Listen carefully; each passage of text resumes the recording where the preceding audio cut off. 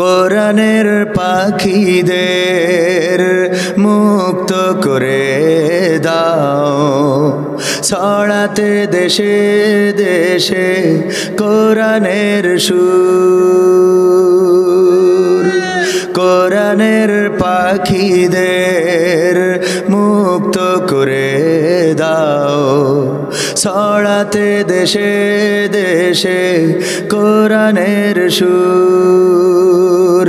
রবের বাণী আর নবীজির জীবনী যাদের কণ্ঠে বাজে কত যে মধুর, যাদের কণ্ঠে বাজে কত যে মধুর।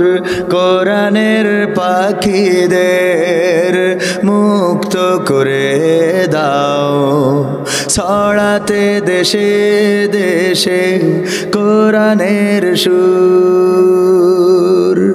কি এমন অপরাধ বলো গো তাদের,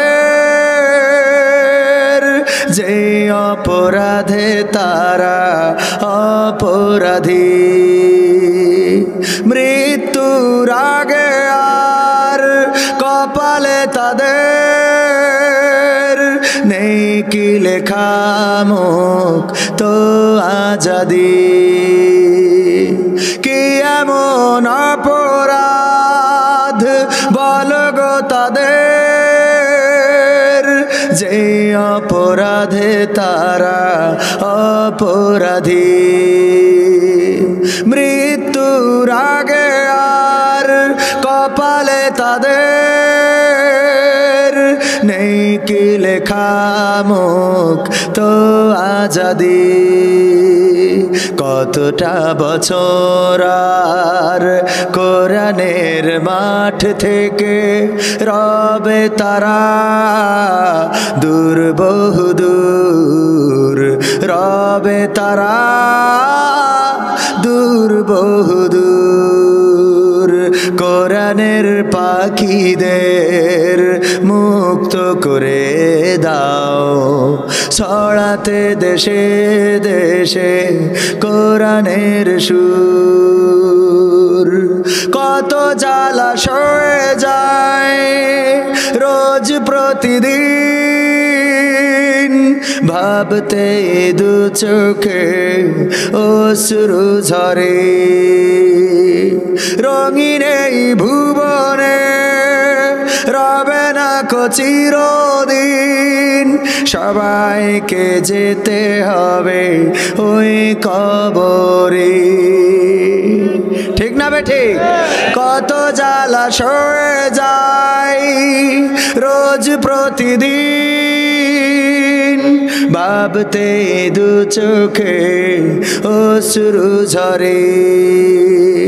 রঙিন এই ভুবনে রবে না কো চিরদিন, সবাইকে যেতে হবে ওই কবরে।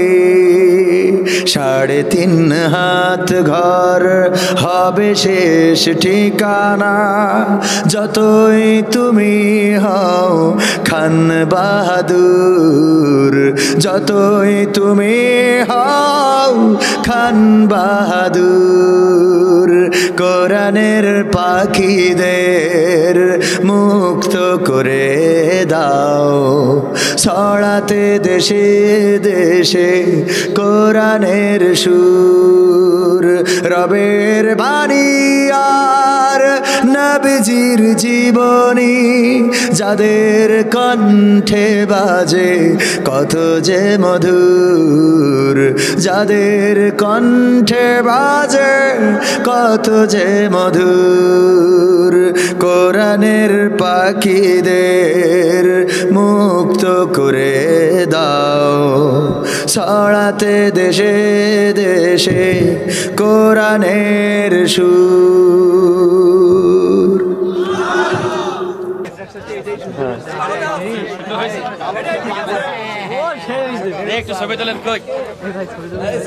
সকলে বলি মারহাবা। আলহামদুলিল্লাহ। শ্রোতা বন্ধুরা, সম্মানিত তাওহীদি জনতা, আপনারা জানেন সুদাসী যুব সমাজের উদ্যোগে আয়োজিত খালফার চৌরাস্তা আল আকসা জামে মসজিদের প্রথম বার্ষিক এ বিশাল মাহফিলে ইতিমধ্যে আমাদের মাঝে উপস্থিত হয়েছেন আজকের মাহফিলের প্রধান আকর্ষণ দক্ষিণবঙ্গের শ্রেষ্ঠ কমেডিয়ান, ইসলামী নাটক সিঙ্গার জনাব শিল্পী কবির বিন সামাদ, চেয়ারম্যান ঠিকানা টিভি ডটফ্রিজ যশোর। আপনাদের সম্মুখে এই পর্যায়ে আলোচনা পেশ করবে, তার আগে একটি ইসলামী নাটক পরিবেশন করবে আমাদের বলমারি শাখার প্রতিভা শিল্পী গোষ্ঠীর অন্যতম ইসলামী নাটক শিল্পী শিল্পী মাহমুদুল হাসান। পরাস নাটক পরিবেশন করছে, তার মধ্যে অন্যতম হইলেন পরিমণি। লাস্টের দিকে এসে কি সারা জীবন ভালোবাসা শিখালো, কিন্তু নিজেদের জীবনে ভালোবাসা নাই। ঠিক না ভাই? ঠিক। সংবাদ সম্মেলন করতে চায়, নিজের বেডরুমের ছবিগুলো ফেসবুকে দিয়েছে না দেয় নাই? রক্তের দাগ পড়ে আছে, দেখেছেন আপনারা? দেখেছেন কি না? এই যুবকেরা দেখো নাই তো? কথা কও না, মনে হয় যে এখন সব আল্লাহর ওলি। এরা জীবনে পরিমণিরে দেখে নাই। হ্যাঁ, আমি বলি এটা দিয়ে এভাবে ভালোবাসা হয় না। টেলিভিশনে এসে তোমরা উদ্বুদ্ধ করো, আমার যুবকদেরকে নষ্ট করো। আমার যুবকদেরকে তোমরা কিভাবে প্রপোজ করেছো, কিভাবে প্রেম হয়েছে, কিভাবে প্রথম দেখা হয়েছে, কত বছর প্রেম চালিয়েছো, সেগুলো তোমরা যুবকদেরকে শিখাও। কিন্তু তোমাদের জীবনেই তো প্রেম নাই। আছে প্রেম? আছে। প্রেম থাকলে আজকে কি অভিযোগ করতে পারতো? কোন নায়ক নায়িকার সংসার টিকেছে দেখান তো। সর্বশেষ মৌসুমী আর ওমর সানি একটু ভালো ছিল, তাও লাস্টে এসেতে ফাটাফাটি বেঁধে গেল। এই যে 2022 সালেই বেঁধেছে না বাঁধে নাই? ওদের যারা অনুসরণ করো, ওখানে ওদের অনুসরণ করে কখনো শান্তি পাওয়া সম্ভব? নিজের জীবনের মুক্তি তো দূরের কথা, ওদের যদি ফলোয়ার হও, ওদের ফলো যদি তোমরা করো, এহকাল পরকাল দুইটাই বিনষ্ট হবে। বলেন ঠিক কিনা? এই জন্য 2022 সাল শেষ হয়ে গেছে, 2023 সাল আজকে শুরুর দিন বলা যায়, 3 নম্বর দিন আজকে, ঠিক কিনা? তৃতীয় দিন। এই দিনে আসো আমার যুবকেরা, তরুণেরা, এলাকাবাসীরা, আমরা শপথ গ্রহণ করি 2022 সাল আমাদের জীবন থেকে চলে গেল। কত মানুষ চলে গেছে 2022-এ, গেছে না? আপনজনকে হারাননি কেউ? দাদা দাদি, নানা নানি, চাচা বাবা মামা খালু হারিয়ে গেছে না অনেকেই? মনিটরটা একটু বাড়ানো যাবে না ভাইজান? কানে কম আসছে। এরকম আপনজন হারিয়েছি না? 2024 সাল আমাদের জীবনে আসবে, এর কোনো নিশ্চয়তা আছে? এর কোনো নিশ্চয়তা আছে? সুতরাং 2023 সাল যেহেতু আমরা জীবনে পেয়েছি, সিদ্ধান্ত গ্রহণ করব এই 2023 সাল আমাদের বিগত যত বছর আমাদের জীবন থেকে অতিবাহিত করেছি তার থেকে উত্তমভাবে এই সালটা আমরা পার করব, আল্লাহ যদি আমাদের হায়াত দেয়। রাজি আছি আমরা? উত্তমভাবে কিভাবে পার করব? 1 নম্বর, নামাজ কাজা করব। 2 নম্বর, আমরা যারা কোরআন পড়তে জানি না 2023 সালে আমরা কোরআন পড়া শিখব। রাজি আছেন? 3 নম্বর, যারা কোরআন পড়তে জানি তারা অর্থ সহ পড়া শিখব ইনশাআল্লাহ। 4 নম্বর, যারা অর্থ সহ জানি তারা অন্তত প্রতি মাসে কিছু না কিছু আয়াত, কিছু না কিছু হাদিস আমরা মুখস্থ করার চেষ্টা করব। 4 নম্বর গেল। 5 নম্বর কাজ কি? আমরা দাওয়াতি কাজ করব। ওয়ামান আহসানু কাওলাম মিম্মান দাআ ইলাল্লাহ ওয়া আমিলা সলিহা ওয়া ক্বালা ইন্নানি মিনাল মুসলিমিন। তার কথার চেয়ে আর কার ভালো কথা হতে পারে? উত্তম কথা আর কার হতে পারে? যে নিজে ভালো কাজ করে, অপরকে ভালো কাজের জন্য আহ্বান করে আর মুখে ঘোষণা করে আমি একজন মুসলমান। আমরা এই কাজগুলো করব। আরও একটা কাজ আমাদের করতে হবে, সেই কাজটা খুব দরকার, এবং আজকে আমরা একটা শর্ট ফিল্মে সেটাই শুটিং করেছি। সেটা হলো আমরা গীবত করব না এই সিদ্ধান্ত নেব না, আমরা গীবত শুনবো না এই সিদ্ধান্ত নেব। কি সিদ্ধান্ত নেব? আমরা গীবত শুনবো না। আজকে আমাদের একটা শর্ট ফিল্ম করেছি আমরা, এটা দিয়ে আমরা বোঝাতে চেয়েছি, আপনারা আসলে দেখতে পারবেন যে আমরা গীবত শুনবো না। কেউ আমাদের কাছে গীবত করতে চাইলে আমাদের তানভীর সাউন্ড নিয়ে গীবত করবে। কি ভাই তানভীর সাউন্ড ওখানে মাইক নিয়ে গেছিল, ভাই এটা চলে না ভাই, অপারেটর একটা এত বাজে ভাই, এইগুলো আমরা শুনবো না। কি করব? এগুলো শুনবো না। কেন শুনবো না? আমরা বলবো সরাসরি আমাদের তানভীর মাইককে যেয়ে বলেন, তাইলে ও সংশোধন হবে। ঠিক কিনা? যে ভাই সাউন্ডের একটু এই হয়েছিল, এটা ঠিক করা উচিত, তাইলে সে সংশোধন হতে পারলো। পিছনে বলার দরকার আছে? আমরা যদি না শুনি কেউ আমাদের গীবত করার সুযোগ পাবে? কেউ আমাদের কাছে গীবত করার সুযোগ পাবে না, বরং যে গীবত করে তার চেয়ে বেশি অপরাধী যে গীবত শোনে। গীবত আপনি শোনেন বলে শুনতেও তো মজা লাগে, ও কবির বিরুদ্ধে বলতেছে, বিশাল ব্যাপার, হ্যাঁ আর খুবইও নাই, আর আছে না নাই? এই গীবতটা শোনা বন্ধ করেন। যে ব্যক্তি আপনার গীবত, এটা অনেক বড় ভয়ঙ্কর অপরাধ। বিশ্বনবী বলেছেন জেনার থেকে ভয়ঙ্কর। বিশ্বাস করতে পারেন? হ্যাঁ, দেখেন, আসাদু মিনাল জিনা, আমাদের উস্তাদজি এখানে রয়েছেন। জেনার থেকে ভয়ঙ্কর হলো গীবত। আর আপনি জেনাকে ভয় পান, প্রেমকে ভয় পান, অথচ আপনি গীবতকে ভয় পান না। এই গীবত করা যাবে? করা তো যাবে না, শোনাও যাবে না। আমরা সিদ্ধান্ত নেব 2022 সাল। আমাদের দেখেন শায়েখ আহমদুল্লাহ সাহেবকে নিয়ে আজকে ফেসবুক গরম হয়ে গেছে, আছে না নাই? ফেসবুককে গরম করতেছে একটা প্রশ্নকে কেন্দ্র করে। সাংগঠনিক জীবন বা সংগঠনবদ্ধ জীবন, এটা নিয়ে একটা উত্তর উনি মাঝখান দিয়ে দিয়েছেন। উনি যেহেতু আসলে গতানুগতিক কোনো রাজনৈতিক দলের সাথে ওনার সম্পৃক্ততা নেই, সুতরাং উনি একটা মাঝখান দিয়ে হিকমত অবলম্বন করেছেন। হতে পারে সেটা সঠিক, হতে পারে সেটা ভুল, আমি বলবো না। আমার তো ওনার জ্ঞানের তুলনায়, আমি ওনার ছাত্র তো দূরের কথা, ওনার জুতো পাওয়ার যোগ্যতা আমার এখনো হয় নাই। ওনার সাথে এখনো কোনো মাহফিলেও দেখা হয় নাই। 22শে ফেব্রুয়ারি শায়েখ আহমদুল্লাহ এবং মোহাম্মদ আব্দুল হাই মোহাম্মদ সাইফুল্লাহ ভাই আর আমি তিনজন এক স্টেজে থাকবো সাতক্ষীরাতে। এই দাওয়াতটা আমাদের শায়েখ আহমদুল্লাহ ভাই, আমাদের শায়েখ আব্দুল হাই মোহাম্মদ সাইফুল্লাহ ভাই আমাকে দিয়েছেন এবং আমাকে বলল যে ভাইজান থাকবে, আমি থাকবো এবং আপনি থাকবেন। এই প্রথম দেখা হবে আমাদের শায়েখ আহমদ মুহতারাম হুজুরের সাথে। এমনকি ওই দিন ডবল একটা প্রোগ্রাম আমার বলতেছে যে সাতক্ষীরায় পাশাপাশি আপনি রাখেন। আমি বললাম না, আমি ওই দিন আলোচনা শুনবো, আমার আব্দুল হাই মোহাম্মদ সাইফুল্লাহ ভাইয়ের আলোচনা এবং শায়েখ আহমদুল্লাহর আলোচনা শুনবো, কারণ ওনাদের আলোচনা শুনলে জ্ঞান বাড়বে। আমাদের আলোচনা শুনে আপনাদের জ্ঞান বাড়বে না, কিন্তু ওনাদের আলোচনা শুনলে জ্ঞান আছে না নাই? ওনাদের আলোচনায় অনেক জ্ঞান পাওয়া যায়। তো এই জন্য ওনাদের আলোচনা শুনবো। ওনার ব্যাপারে আজকে ফেসবুকে অনেক আলেম, অনেক মাওলানা, অনেক মুফতি, মুহাদ্দিস, হাফেজ, আমাদের সাংগঠনিক অসাংগঠনিক সবাই লিখতেছে। আচ্ছা ভাই, একজন মানুষ বছরের 365টা দিনের মধ্যে 364টা দিন তিনি ভালো কথা বলেছেন। একটা দিন হতে পারে, আমি বলছি না ভুল, আপনাদের দৃষ্টিতে হতে পারে ভুল। এই একটা দিনকে কেন্দ্র করে আপনারা ফেসবুক গরম করে ফেলছেন। একটা দিনকে কেন্দ্র করে আপনারা শায়েখ আহমদুল্লাহ সাহেবকে ধুয়ে ছেড়ে দিচ্ছেন। তাইলে 364 দিনের অবদান আপনাদের কাছে এত মিলান হয়ে গেল একটা দিনের জন্য। আপনারা এমন মানসিকতা লালন করেন কেন? আপনার স্ত্রী কত সংসারে প্রতিদিন সকাল থেকে সন্ধ্যা পর্যন্ত কত কাজ করে, করে না? করে না? হঠাৎ করে সরিষার তেল এক বোতল পড়ে গেছে, সরিষার তেলের বোতলটা পড়ে গেছে, আপনি স্ত্রীর আসছে মতো এই তোর বাপের বাড়িতে নিয়ে আয়। সরষের তেল ফেলাইলি শীতকাল, মোটের দিন চলছে না, সরকার টাকার দাম বাড়াই দিয়েছে নাকি দ্রব্যের দাম বাড়াই দিয়েছে, এই অবস্থা। আর তুই সরষের তেল ফেলাইছিস, হয় নিয়ে আসবি, নাই তোর সাথে কাটাকাটি তালাক দেবো। এরকম স্বামী আছে না? দুই একটা। সারাদিন কত কষ্ট করে, এক বোতল সরষের তেল পড়ে গেছে, আজে বাজে কথা শুনান, গালমন্দ করেন, এটা করা যাবে? একজন মানুষের সারাটা বছরের অবদানটা চিন্তা করেন। সারাটা বছর যিনি পরিশ্রম করছেন, কষ্ট করছেন, বন্যার্তদের পাশে দাঁড়িয়েছেন, শায়েখ আহমদুল্লাহর ডাকে সাড়া দিয়ে বাংলাদেশের অসংখ্য মানুষ, সিলেটের যখন এই বন্যা চলেছে, আমিও ব্যক্তিগতভাবে আমার ঠিকানা কালচারাল ফাউন্ডেশনের মাধ্যমে সহযোগিতা করার চেষ্টা করেছি। আমরা তো করেছি সামান্য অল্প পরিমাণ। শায়েখ আহমদুল্লাহ সাহেব, আব্দুল হাই মোহাম্মদ সাইফুল্লাহ সাহেব, আমাদের এম হাসিবুর রহমান সাহেব, এমনিভাবে আরও অসংখ্য ওলামায়ে কেরাম, তারা বন্যার্তদের পাশে দাঁড়িয়েছেন, সহযোগিতা করেছেন, ইসলামের বিভিন্ন প্রশ্নের উত্তর দিচ্ছেন, মানুষের খোরাক মিটাচ্ছেন, তাওহীদি জনতাকে বিভিন্নভাবে উজ্জীবিত রাখছেন, বিপথগামী মানুষদেরকে পথের দিশা দেখাচ্ছেন। 365টা দিনের মধ্যে 364টা দিন যিনি ভালো কথা বললেন, মাত্র একটা প্রশ্নের অ্যান্সার আপনাদের পছন্দ হইল না, আর গোটা ফেসবুক গরম করে ফেললেন, তাকে জাহেল বললেন, তাকে মূর্খ বললেন, তাকে আপনি ইসলাম থেকে খারিজ করে দিলেন, না জানি কখন কাফের বলে ফেলেন। এগুলো আছে না নাই? এইগুলো করা যাবে?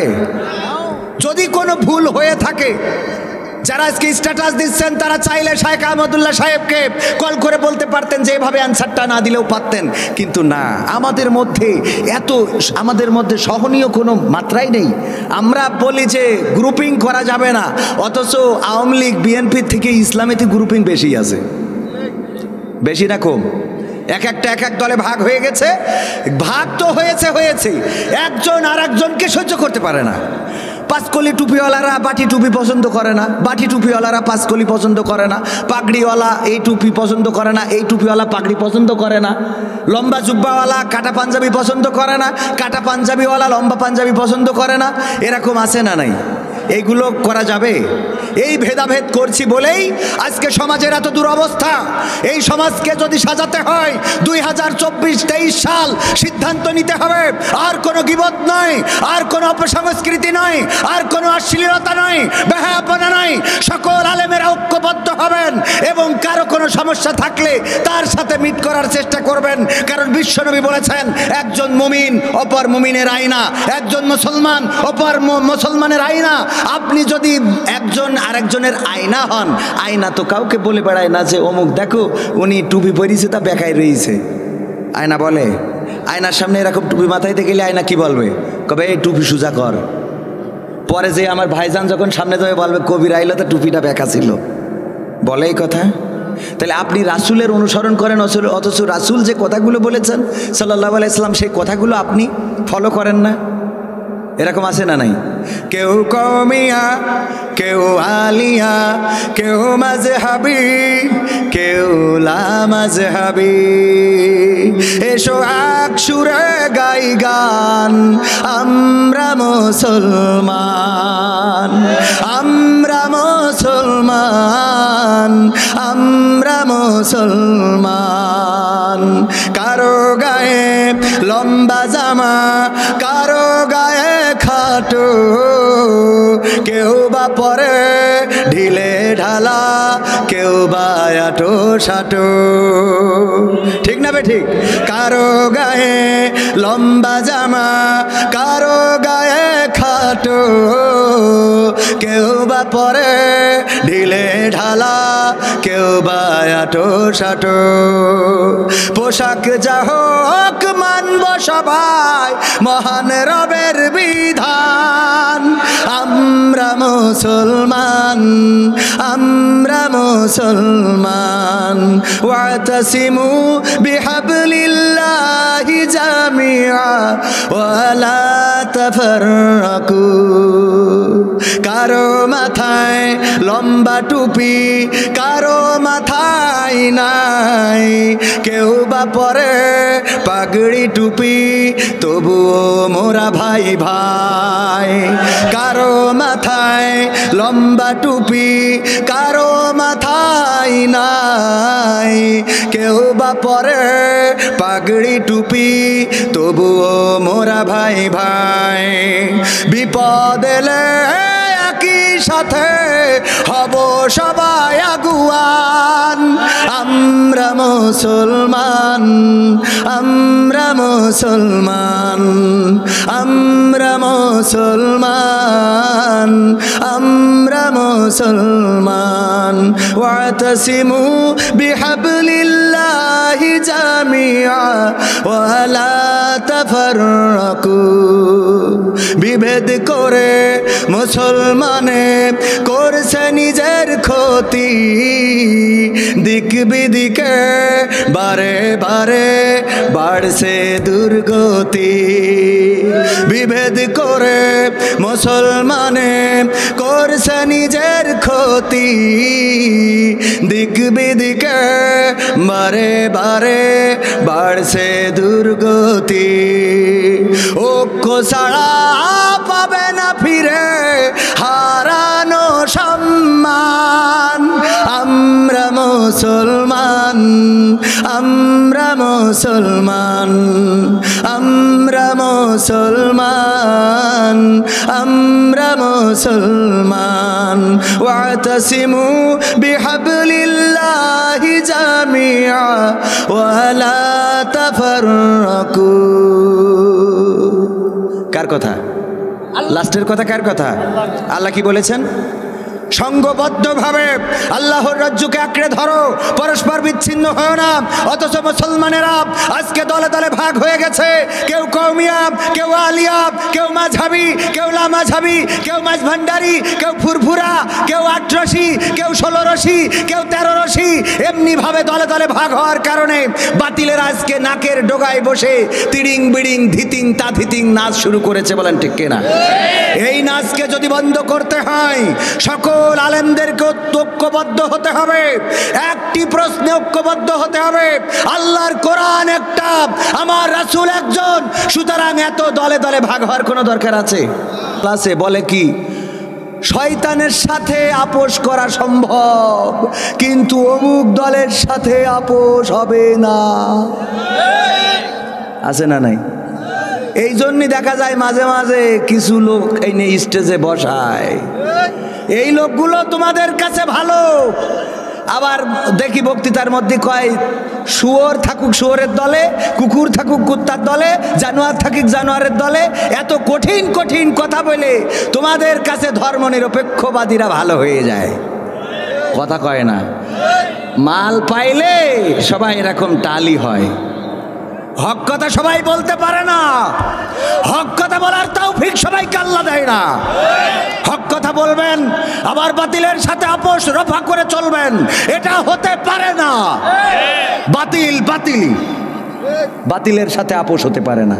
অথচ একটা ইসলামী দল যারা করে তাদেরকে আপনারা ইসলামী দল মনে করেন না, এমন আছে না নাই?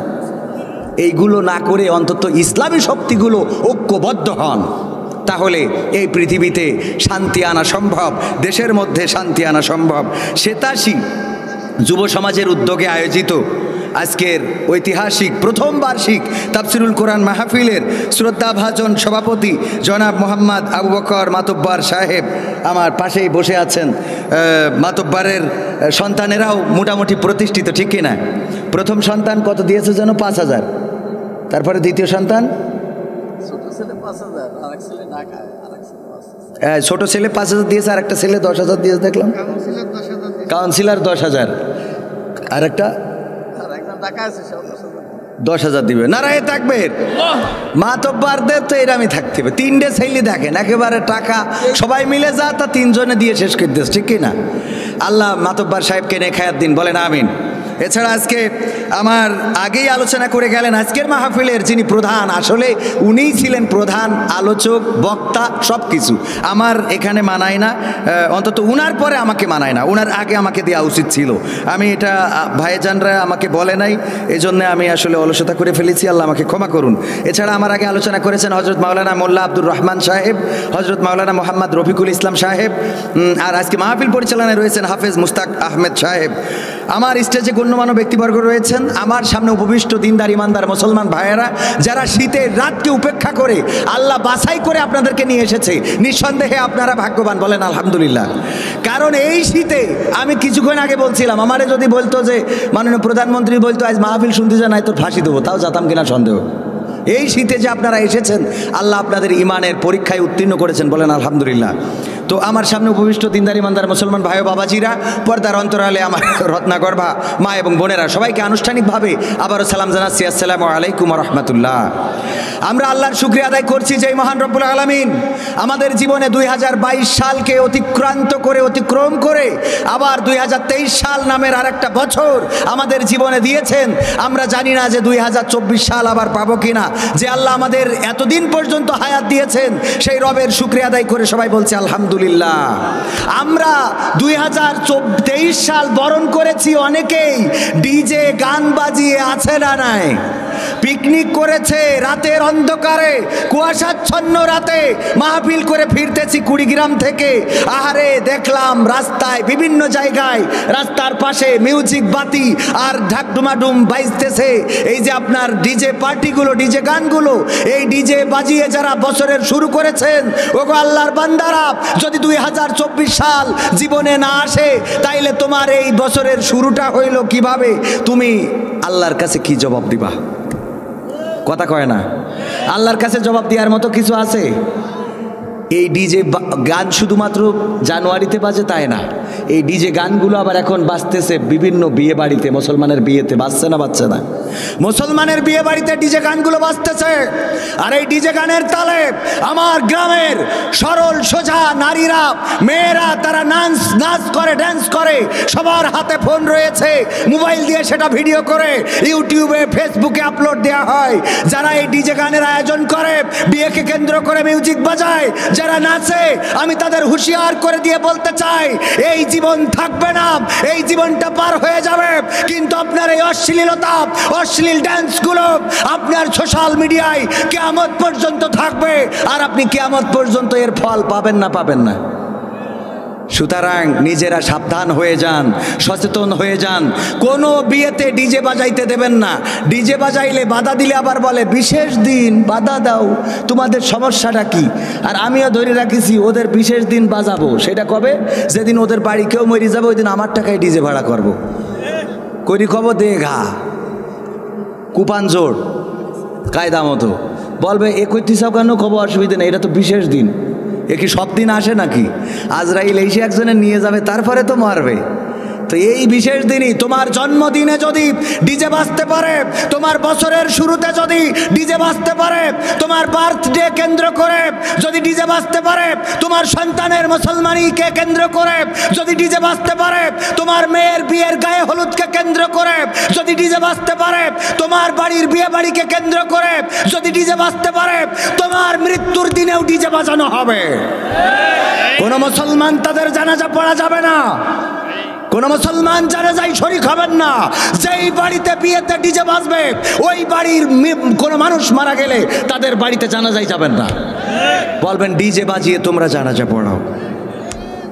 কিছু আছে আবার আল্লাহু আকবার পছন্দ করে না, আছে না নাই? কয় আল্লাহু আকবার কোন দলের স্লোগান, নারায়ে তাকবীর আল্লাহু আকবার কি কোন দলের স্লোগান? জানাজা যারা ডিজে পার্টি করবে তাদের যেমন পড়া যাবে না, তেমনি আল্লাহু আকবার স্লোগানের বিরুদ্ধে যারা যাবে তাদেরও জানাজা পড়ানো যাবে না। কারণ জানাজা পড়াতে গেলে আল্লাহু আকবারের দরকার আছে না নাই? তুমি আল্লাহু আকবার পছন্দ করো না, কও অমুক দলের তমুক দলের স্লোগান, তাহলে তোমার জানাজার সময় আমাকে বলতে হবে জয় শ্রীরাম, কই তারপরে ছানা পড়তে হবে, তারপরে বলতে হবে কি আবার হরে কৃষ্ণ বইলে, তারপরে এবার কি করতে হবে? দুরূদ পড়তে হবে, তারপরে কি কৃষ্ণ কৃষ্ণ, তারপরে এবার কি দোয়া পড়তে হবে, তারপরে বলতে হবে ওং শান্তি নমো নমো আসসালামু আলাইকুম, আসসালামু আলাইকুম। আল্লাহু আকবার তো পছন্দ করে না। যার আল্লাহু আকবার ভালো লাগে না, মাদ্রাসা ভালো লাগে না, হাফেজে কোরআন ভালো লাগে না, আলেম ভালো লাগে না, বক্তা ভালো লাগে না, ইসলামী পোশাক ভালো লাগে না, দাড়ি ভালো লাগে না, টুপি ভালো লাগে না, কোরআন বাংলাদেশে কায়েম হোক ভালো লাগে না, তার জানাজা আমরা কিভাবে আল্লাহু আকবার দিয়ে করব? কথা সত্য না মিথ্যা? এইগুলো যারা করে বাছাই করে রাখবেন। যারা আলেমদেরকে নির্যাতন করে, নিষ্পেষণ করে, আলেমদেরকে অপদস্থ করে, অপমানিত করে, তাদেরকে বাছাই করা দরকার। ওরা কারা? এটা তাওহীদি জনতার বাংলাদেশ, এটা বিশ্বের তৃতীয় বৃহত্তম বাংলাদেশ। এই বাংলাদেশে বঙ্গবন্ধু ইসলামিক ফাউন্ডেশন প্রতিষ্ঠা করে ইসলামকে খেদমত করতে চেয়েছে। তুমি ইসলামের বিরুদ্ধে কথা বলো, তুমি কোন লোক? তুমি কার লোক? এরকম আছে না নাই? কি হবে বেঁচে থেকে অযথা বিদ্যা শিখে যদি না গড়তে পারি শোষণবিহীন সমাজটাকে? কি হবে বেঁচে থেকে? কি হবে ছাত্র সেজে চুমু খেয়ে সনদ খানা যদি হয় বিদ্যালয়টা পরিমণিদের আড্ডাখানা? কি হবে ছাত্র সেজে চুমু খেয়ে সনদ খানা যদি হয় বিদ্যালয়টা পুবলিদের আড্ডাখানা? এর চেয়ে মরাই ভালো, দেশ ছেড়ে যাওয়াই ভালো, এর চেয়ে মরাই ভালো, দেশ ছেড়ে যাওয়াই ভালো। কি হবে ধোঁকা দিয়ে বিবেকটাকে? কি হবে ধোঁকা দিয়ে বিবেকটাকে? কি হবে বেঁচে থেকে অযথা বিদ্যা শিখে যদি না গড়তে পারি শোষণবিহীন সমাজটাকে? কি হবে বেঁচে থেকে? কি হবে যুবক নামের বোঝা হয়ে এই ধরাতে যেখানে মা বোনেরা ধর্ষিতা হয় দিনে রাতে? কি হবে যুবক নামের বোঝা হয়ে এই ধরাতে যেখানে মা বোনেরা যারা ধর্ষিতা হয় দিনে রাতে, যৌবনের সার্থকতা ঘুচিবে সকল ব্যথা, যৌবনের সার্থকতা ঘুচিবে সকল ব্যথা। পারো যদি বলি দিতে মানুষরূপী পশুটাকে, পারো যদি বলি দিতে মানুষরূপী পশুটাকে, কি হবে বেঁচে থেকে অযথা বিদ্যা শিখে যদি না গড়তে পারি শোষণবিহীন সমাজটাকে, কি হবে বেঁচে থেকে। কি হবে লেখালেখি কলমবাজির ওই মহড়া, সমাজের আসল চিত্র যদি না যাই তুলে ধরা, কি হবে টিভি চ্যানেল সাংবাদিকের এই ক্যামেরা, সমাজের আসল চিত্র যদি না যাই ভিডিও করা, যদি ওই ঘুষের বলে কলমটা উল্টো চলে, যদি ওই হ্যালো কলে ক্যামেরা উল্টো বলে, তবে কি যাবে রোখা দুর্নীতিকে, যাবে তবে কি যাবে রোখা দুর্নীতিকে, কি হবে বেঁচে থেকে অযথা বিদ্যা শিখে যদি না গড়তে পারি শোষণবিহীন সমাজটাকে, কি হবে বেঁচে থেকে। কি হবে নামাজ রোজা ইমানদারির বড়াই করে কোরআনের পাখি যদি আজও থাকে কারাগারে, কি হবে নামাজ রোজা ইমানদারির বড়াই করে কোরআনের খাদেম যদি আজও থাকে কারাগারে। মসজিদের কোণে বসে জিকির যত করো কইসে, মসজিদের কোণে বসে তসবিহ যত টানো ঠেসে, এভাবে যায় না পাওয়া আল্লাহকে, এভাবে যায় না পাওয়া আল্লাহকে, কি হবে বেঁচে থেকে অযথা বিদ্যা শিখে যদি না গড়তে পারি শোষণবিহীন সমাজটাকে, কি হবে বেঁচে থেকে। কি হবে আলেম হয়ে ইমাম সেজে মসজিদেতে, পারো যদি সত্য কথা উচ্চ স্বরে না বলিতে, কি হবে আলেম হয়ে ইমাম সেজে মসজিদেতে, পারো যদি সত্য কথা উচ্চ স্বরে না বলিতে। চাকরি ভাই করো যদি ছেড়ে দাও ইমামতি, চাকরি ভাই করো যদি ছেড়ে দাও ইমামতি, কি হবে ধোঁকা দিয়ে আল্লাহকে, কি হবে ধোঁকা দিয়ে আল্লাহকে, কি হবে বেঁচে থেকে অযথা বিদ্যা শিখে যদি না গড়তে পারি শোষণবিহীন সমাজটাকে, কি হবে বেঁচে থেকে। কি হবে, কি হবে নেতা হয়ে জনবলে ঘাট ফুলিয়ে ফরিদপুর গরম দেখে যদি থাকো ঘরে শুয়ে, কি হবে নেতা হয়ে জনবলে ঘাট ফুলিয়ে রাজপথ গরম দেখে যদি থাকো ঘরে শুয়ে। এর চেয়ে সেজে গুজে ভিলেনের সঠিক পদে, এর চেয়ে সেজে গুজে ভিলেনের সঠিক পদে দিয়ে দাও অভিনয়ে জীবনটাকে, দিয়ে দাও অভিনয়ে জীবনটাকে, কি হবে বেঁচে থেকে অযথা বিদ্যা শিখে যদি না গড়তে পারি শোষণবিহীন সমাজটাকে, কি হবে বেঁচে থেকে। কি হবে আকাশ ছোঁয়া বিলাসবহুল বাড়ি গাড়ি, না খেয়ে কত মানুষ পরপারে দিচ্ছে পাড়ি, কি হবে আকাশ ছোঁয়া বিলাসবহুল বাড়ি গাড়ি, না খেয়ে কত মানুষ পরপারে দিচ্ছে পাড়ি। আজরাইল আসবে যবে মাটিতেই পড়ে রবে, আজরাইল আসবে যবে মাটিতেই পড়ে রবে, কোনো কাজে লাগবে না ওই প্রাসাদটাকে, লাগবে কোনো কাজে লাগবে না ওই প্রাসাদটাকে, কি হবে বেঁচে থেকে অযথা বিদ্যা শিখে যদি না গড়তে পারি শোষণবিহীন সমাজটাকে, কি হবে বেঁচে থেকে। আমার আইনুদ্দিন আল আজাদ ভাই রহমতুল্লাহ আলাইহি উনি এই পর্যন্ত রেখেছেন, কিন্তু এরপরে আমি আবার এক কলি যোগ করেছি, শোনাবো। কি হবে বিশ্ব নবীর উম্মত বলে দাবি করে আর্জেন্টিনা গেঞ্জি পরো দাড়ি টুপি বাতিল করে, কি হবে বিশ্ব নবীর উম্মত বলে দাবি করে ব্রাজিলের গেঞ্জি পরো দাড়ি টুপি বাতিল করে। স্বাধীন বাংলার আকাশে ভিনদেশি পতাকা ভাসে, স্বাধীন বাংলার আকাশে ভিনদেশি পতাকা ভাসে, বাঙালির এত আবেগ করতে আসে, ঠিক না বে ঠিক, জোরে না আসতে, আরো জোরে। এরকম আবেগ আছে না নাই? ওরে বাবা আমি বলি, বাবার লুঙ্গি ছিঁড়া, লুঙ্গি ছিঁড়ে ফাঁক দিয়ে নুনু বের হয়ে যায়, অথচ উনি পতাকা বানাইছে 4 মাইল লম্বা। কয় মাইল লম্বা? 4 মাইল লম্বা। মা পরের বাড়ি কাজ করে খায়, ছেলে পতাকা বানাইছে 100 হাত লম্বা। স্ত্রীর শাড়ি নাই, স্ত্রীর শাড়ি কিনে দেয় না, সায়া ব্লাউজ বানিয়ে দেয় না, এই স্বামী আবার পতাকা বানাইছে 6 গ্রাম লম্বা। কয় গ্রাম? এরকম মানুষ আছে না নাই? আমার বাংলাদেশে এমন মানুষ আছে শুধু না, অনেক বেশি। আমি বলেছি ওগো যুবকেরা, ওগো তরুণেরা, তোমরা পতাকা উড়িয়েছো আর্জেন্টিনার, ব্রাজিলের, তোমরা পতাকা উড়িয়েছো ক্রোয়েশিয়ার, তোমরা পতাকা উড়িয়েছো বিভিন্ন দেশের, সেনেগাল মেনেগাল কত দেশের পতাকা। তোমাদের ওই হাত দিয়ে যে অন্য দেশের পতাকা উড়াইলে সেই দেশের মানুষ কতটুকু সন্তুষ্ট হয়েছে জানি না। তুমি মেসিকে কতটুকু সন্তুষ্ট করতে পেরেছো জানি না, তুমি নেইমারকে কতটুকু সন্তুষ্ট করতে পেরেছো জানি না, কিন্তু ওই হাত দিয়ে যদি ওই পতাকাগুলো না উড়ায়া তুমি কালেমার পতাকা যদি উড়াইনের সংগ্রাম করতে, আমার আল্লাহর আরশে আজিম তোমার পরে সন্তুষ্ট হয়ে যেত। বলেন ঠিক কিনা? ওগো আমার ভাইরা, কত লম্বা লম্বা পতাকা বানানো হলো। আমার বাংলাদেশের পতাকা এতটুকু, আর অন্য দেশের পতাকায় লম্বা বানাইছে না বানায় নাই? বাংলাদেশের পতাকা কি খাটো করে দেখেছে? অপমান করেছে না করে নাই? ওরা অত ছোট বানাইলে কারোর গা জ্বলে না, কেউ কোনো কথা বলল না। যে লগার মাথায় ওই আম গাছের উপরে ওই কারেন্টের খুঁটিতে অনেক লম্বা পতাকা ব্রাজিল অথবা আর্জেন্টিনার, আর বাংলাদেশের পতাকা এতটুকু, এতে কোনো সুশীল কথা বলল না।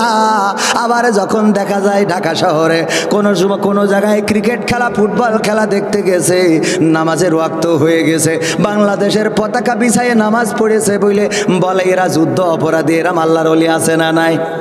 তুমি এদেরকে রাজাকার বলো যে পতাকার পরে নামাজ পড়লো, তুমি এদেরকে বলো স্বাধীনতা বিরোধী, তুমি এদেরকে বলো যুদ্ধ অপরাধী, স্বাধীনতা বিরোধী, স্বাধীনতার পরাজিত শক্তি, শুধুমাত্র পতাকার উপরে নামাজ পড়েছে তাই তোমার পতাকার সম্মান গেল। আমিও বলি ঠিক আছে, পতাকা নামাজ পড়ার জন্যে নয় যে নামাজে যাই নামাজ দিয়ে পড়বো, কথা ঠিক আছে, কিন্তু যখন আমার বাংলাদেশে ছোট ছোট পতাকা, বাংলাদেশের পতাকা বানাইলো আর ভিনদেশীদের পতাকা এত লম্বা লম্বা বানাইলো, তখন তুমি কথা বললে না। এতে করে বোঝা গেল তোমার চোখ একটা কানা দাজ্জালের চোখ, কথা কয় না। তুমি দেখতে পাও না, তুমি খালি হুজুরদের দেখো, নামাজ পড়লি গা জ্বলে। এরকম আছে না নাই? ওগো আমার ভাইরা, আজকে এই বছরের শুরু, এই বছরের আজকে 3 নম্বর তারিখ, আমরা 2022 সাল জীবনে পাইলাম, এই 2023 সাল আমাদের জীবনে এসেছে। এটা প্রথমতম মাহফিল। কততম? প্রথমতম মাহফিল। এটা 1তম, 2তম, 3তম, 4তম, 22তম, 23তম, 50তম, 57তম, 100তম হবে না? হবে না? 100তম মাহফিল যেদিন হবে, ওই দিন এই মাহফিলের শ্রোতা কে থাকবেন? হাত উঁচু করেন। কেউ থাকবে? কেউ থাকবে না। অথচ 100তম মাহফিল হবে। কত মাহফিলে যায় যে দেখি 63তম, 77তম, 113তম, এমন অনেক মাহফিলও আল্লাহ করিয়েছেন। ওগো আমার ভাইরা, এই মাহফিলটা যেদিন আজকে শুরু হলো, আমরা সাক্ষী থেকে গেলাম কালের পরিক্রমায়। এই মাহফিলটা যেদিন 50তম অথবা 100তম হবে, 100তম মাহফিলের দিন এখানের কেউ আমরা এই পৃথিবীর পরে থাকবো না। বলেন ঠিক কিনা? যদি আমরা এই পৃথিবীতে না থাকি, তাইলে পরকালীন জীবনে যেহেতু আমাদের যাওয়াই লাগবে, যদি বিশ্বাস থাকে সেই জীবনের জন্য কিছু করার দরকার আছে না নাই? অথচ আমরা সেই জীবনটা ভুলে গিয়েছি। আমার আল্লাহ দুঃখ করে বললেন, কাইফা তাকফুরুনা বিল্লাহি ওয়া কুনতুম আমওয়াতান ফাআহইয়াকুম সুম্মা ইউমীতুকুম সুম্মা ইউহয়িকুম সুম্মা ইলাইহি তুরজাউন। আমার আল্লাহ বললেন, ওগো মানুষ, ওগো আমার বান্দারা, তোমাদেরকে কোন জিনিস তোমাদের রব থেকে ভুলিয়ে দিল? অথচ তোমরা ছিলে মৃত, তোমাদের কোনো জীবন ছিল না, তোমাদের কোনো আকৃতি ছিল না, এই পৃথিবীতে তোমাদের কোনো অস্তিত্ব ছিল না। আমি তোমাদেরকে সৃষ্টি করেছি, আবার একদিন আমি তোমাদের মৃত্যু ঘটাবো, আবার একদিন আমি তোমাদের পুনরুজ্জীবিত করব। কার কথা? আমরা এই কথাগুলো জানি না? জানি না? জানি। আমরা যখন কেউ মারা যায়, আমার বাবা যখন মারা গেল, আপনার দাদা যখন মারা গেল, নানা যখন মারা গেল, হাতে মাটি নিয়েছিলেন না? নেন নাই? গ্রামের কত মানুষ মারা গেল, কবরের কাছে দাঁড়িয়েছেন, হাতের মুঠায় মাটি নিয়েছেন, তারপরে কি পড়েছেন বলেন?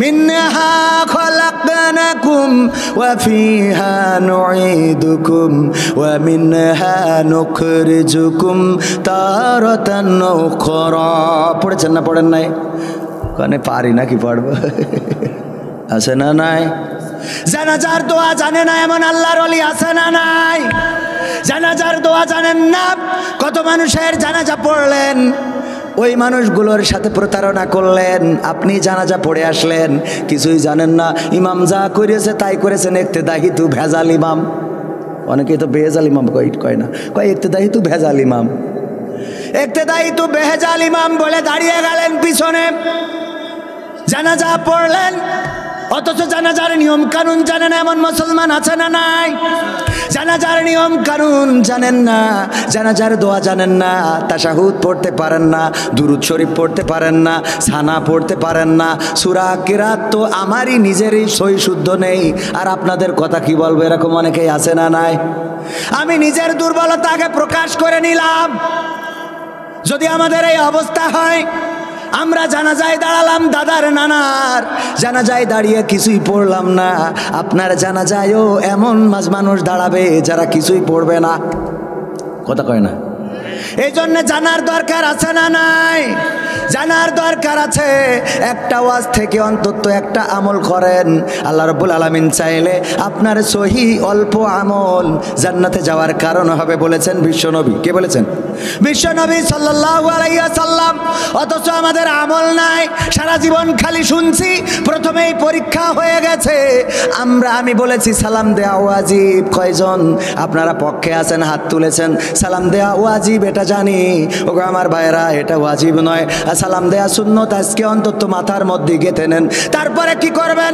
আমার যুবকেরা টাকনুর উপরে কাপড় পরবেন রাজি আছেন টাকনুর উপরে কাপড় পরবেন আজান হলে নামাজে যাবেন দাড়িটাকে সাজবেন না দাড়িটাকে রাখবেন কি রাখা যাবে আল্লাহর নবীর এই সুন্নাহটা কবরে যাবে সময়টাকে কাজে লাগাবেন কারণ আমার আল্লাহ জীবনটা দিয়েছেন আমরা কবরের কাছে যেয়ে আমার দাদার কবরে বাবার কবরে যখন পড়লাম মিনহা খলাকনাকুম ওয়া ফিহা নুঈদুকুম ওয়া মিনহা নুখরিজুকুম তারাতান উখরা ওগো আমার নানা ওগো আমার দাদা ওগো আমার চাচা ওগো আমার গ্রামবাসী এই মাটি থেকে তোমাকে সৃষ্টি করা হয়েছিল হাতের মুঠায় মাটি নিলাম তারপর বললাম এই মাটি থেকে তোমাকে সৃষ্টি করা হয়েছিল আবার এই মাটির মধ্যে তোমাকে ঢুকিয়ে দেওয়া হলো আবার একদিন এই মাটি থেকে তোমাকে জীবন্ত করে উঠানো হবে এই কথা বলে মাটিটা ছুঁড়ে দিলাম কিন্তু আমরা ভুলে গেলাম একদিন আমাদের ওই মাটির ঘরে যাওয়া লাগবে না এটা আমরা ভুলে গেলাম অথচ আল্লাহ রাব্বুল আলামিন আমাদের এই জীবনকে দিয়েছেন আল্লাহ বলছেন আল্লাযী খালাকাল মাউতা ওয়াল হায়াতা লিয়াবলুয়াকুম আইয়ুকুম আহসানু আমালা ওয়া হুয়াল আজিজুল গফুর আমার আল্লাহ বলছেন আমি সৃষ্টি করেছি যিনি সৃষ্টি করেছেন মৃত্যু আল্লাযী খালাকাল মাউত আল্লাহ যিনি সৃষ্টি করেছেন কি মৃত্যু এবং সৃষ্টি করেছেন জীবন আর এর মধ্যে একটা সময় দিয়েছেন পরীক্ষা করার জন্য এই সময়টা দিয়ে পরীক্ষা করতে চান আল্লাহ দেখতে চান আমলের দিক থেকে কে কতটুকু উত্তম কি দেখতে চান কথা কয় না আমলের দিক থেকে কে কতটুকু উত্তম পরীক্ষা হয়ে গেল ডিসেম্বরে এই পরীক্ষার রেজাল্ট কয়দিন আগে অভিভাবক যারা সন্তানের রেজাল্ট আনতে গিয়েছিলেন না যান নাই কথা কয় না সন্তানের রেজাল্ট আনতে গেলেন কারোর A+ হয়েছে কারো গোল্ডেন প্লাস হয়েছে কেউ বা B গ্রেড পেয়েছে কেউ বা C গ্রেড পেয়েছে এমন অনেকেই পেয়েছে আপনার অনেকের সন্তান আছে ফেল করেছে কারণ সেই একটা বছর সময়টাকে কাজে লাগায় নাই পরীক্ষার সময়টাকে কাজে লাগায় নাই এই জন্য বিপদে পড়ে গেছে ওগো আমার ভাইয়েরা যদি পরীক্ষার সময়টাকে কাজে না লাগান এই উঠছেন কেন এই যে এই যুবক কি আপনাদের খারাপ লাগছে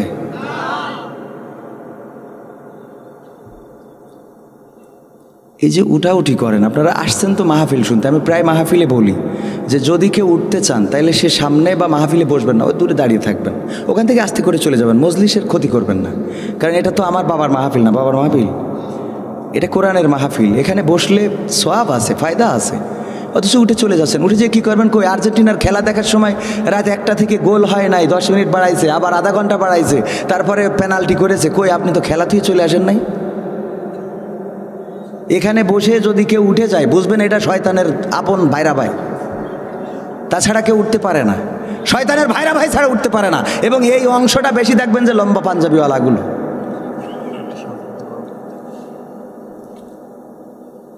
এগুলো তো একদমই ঠিক না। ঠিক এগুলো, এই মাহফিলটা কোরআনের মাহফিল। সব যখন বলা হয় কোরআন কায়েমের জন্যে রক্ত দিবেন, কে কে হাত উঁচু করে? সব হাত উঁচু করে, করে না? করে না? অথচ সেই কোরআন শুনতে গেলে ভাল লাগে না। অনেকেই বলে হুজুর আপনাকে ভালোবাসি ইসলামের জন্যে, অথচ সেই হুজুর নেমে গেলে আপনি আরেকজন ইসলামের কথা বলছে, আপনি শুনছেন না। এরকম আছে না? নাই? আপনি বলেন আমি আজহারি ভাইকে ভালোবাসি, আমির হামজা ভাইকে ভালোবাসি কোরআনের জন্যে। আমির হামজা বা আজহারি ভাই নেমে গেলে শ্রোতা একটাও থাকবে? তাহলে আপনি কোরআনের জন্য কি করে ভালোবাসেন? আর একজনও তো কোরআন। আমি এখানে আমার বাপের কিস্সা বলিস একটাও? অনেকেই তো বলেন কমেডিয়ান, আমি তো কোরআন থেকেই কথা বলছি নাকি? হ্যাঁ না, আমার নিজের গাইড থেকে বলছি। আমার ভাইয়েরা, এইভাবে ইসলাম কায়েম হবে না। ইসলাম কায়েম করতে হলে আগে নিজেদের নিষ্ঠার পরিচয় দিতে হবে। আপনি একটা রাত আল্লাহর কোরআন শোনার জন্য কাটিয়ে দিতে পারেন না, অথচ কোরআনের জন্য কোরআনের পাখিগুলো 1টা বছর নয়, 2টা বছর নয়, 1টা যুগ পার হয়ে যাচ্ছে, কারার প্রকোষ্ঠে আছে। শীতের দিনে কম্বল নাই, গায়ে দেওয়ার মতো বা মাথায় দেওয়ার মতো বালিশ নাই, কোরআনের জন্য কারারুদ্ধ আছে। আর আপনি এই মাহফিলে বসতে পারেন না, আপনি হতভাগা মুসলমান।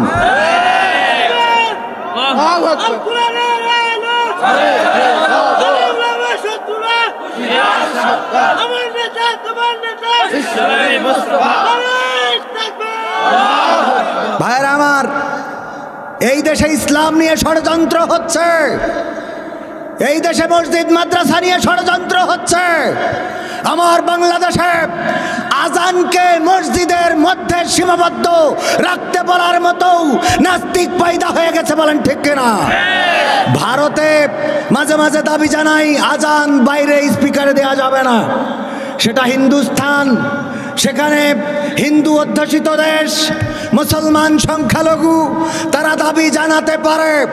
আমরা সেটাকে মনে করব যে তারা তাদের ধর্মীয় দৃষ্টিকোণ থেকে হোক অথবা সংখ্যালঘু নির্যাতনের দিক থেকে হোক, তারা দাবি করতে পারে। কিন্তু আমার বাংলাদেশে চট্টগ্রামের একজন ব্যবসায়ী বলেছেন মসজিদের আজান মসজিদের মধ্যে সীমাবদ্ধ রাখতে হবে।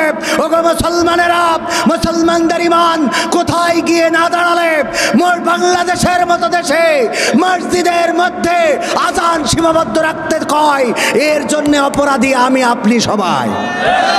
কারণ আপনি ঘুমিয়ে কাটিয়ে দিচ্ছেন, আপনার মধ্যে প্রতিবাদ করার মতো কোনো শক্তি নাই, কোনো সাহস নাই, কোনো প্রয়োজন মনেও করেন না। ঠিক না বে ঠিক? আশরাফ আলী থানভী রহমাতুল্লাহ আলাইহি পবিত্র কোরআনের অনুবাদ অনেকেই পড়েছেন। আশরাফ আলী থানভী রহমাতুল্লাহ আলাইহির লিখিত বই অনেকেই পড়েছেন।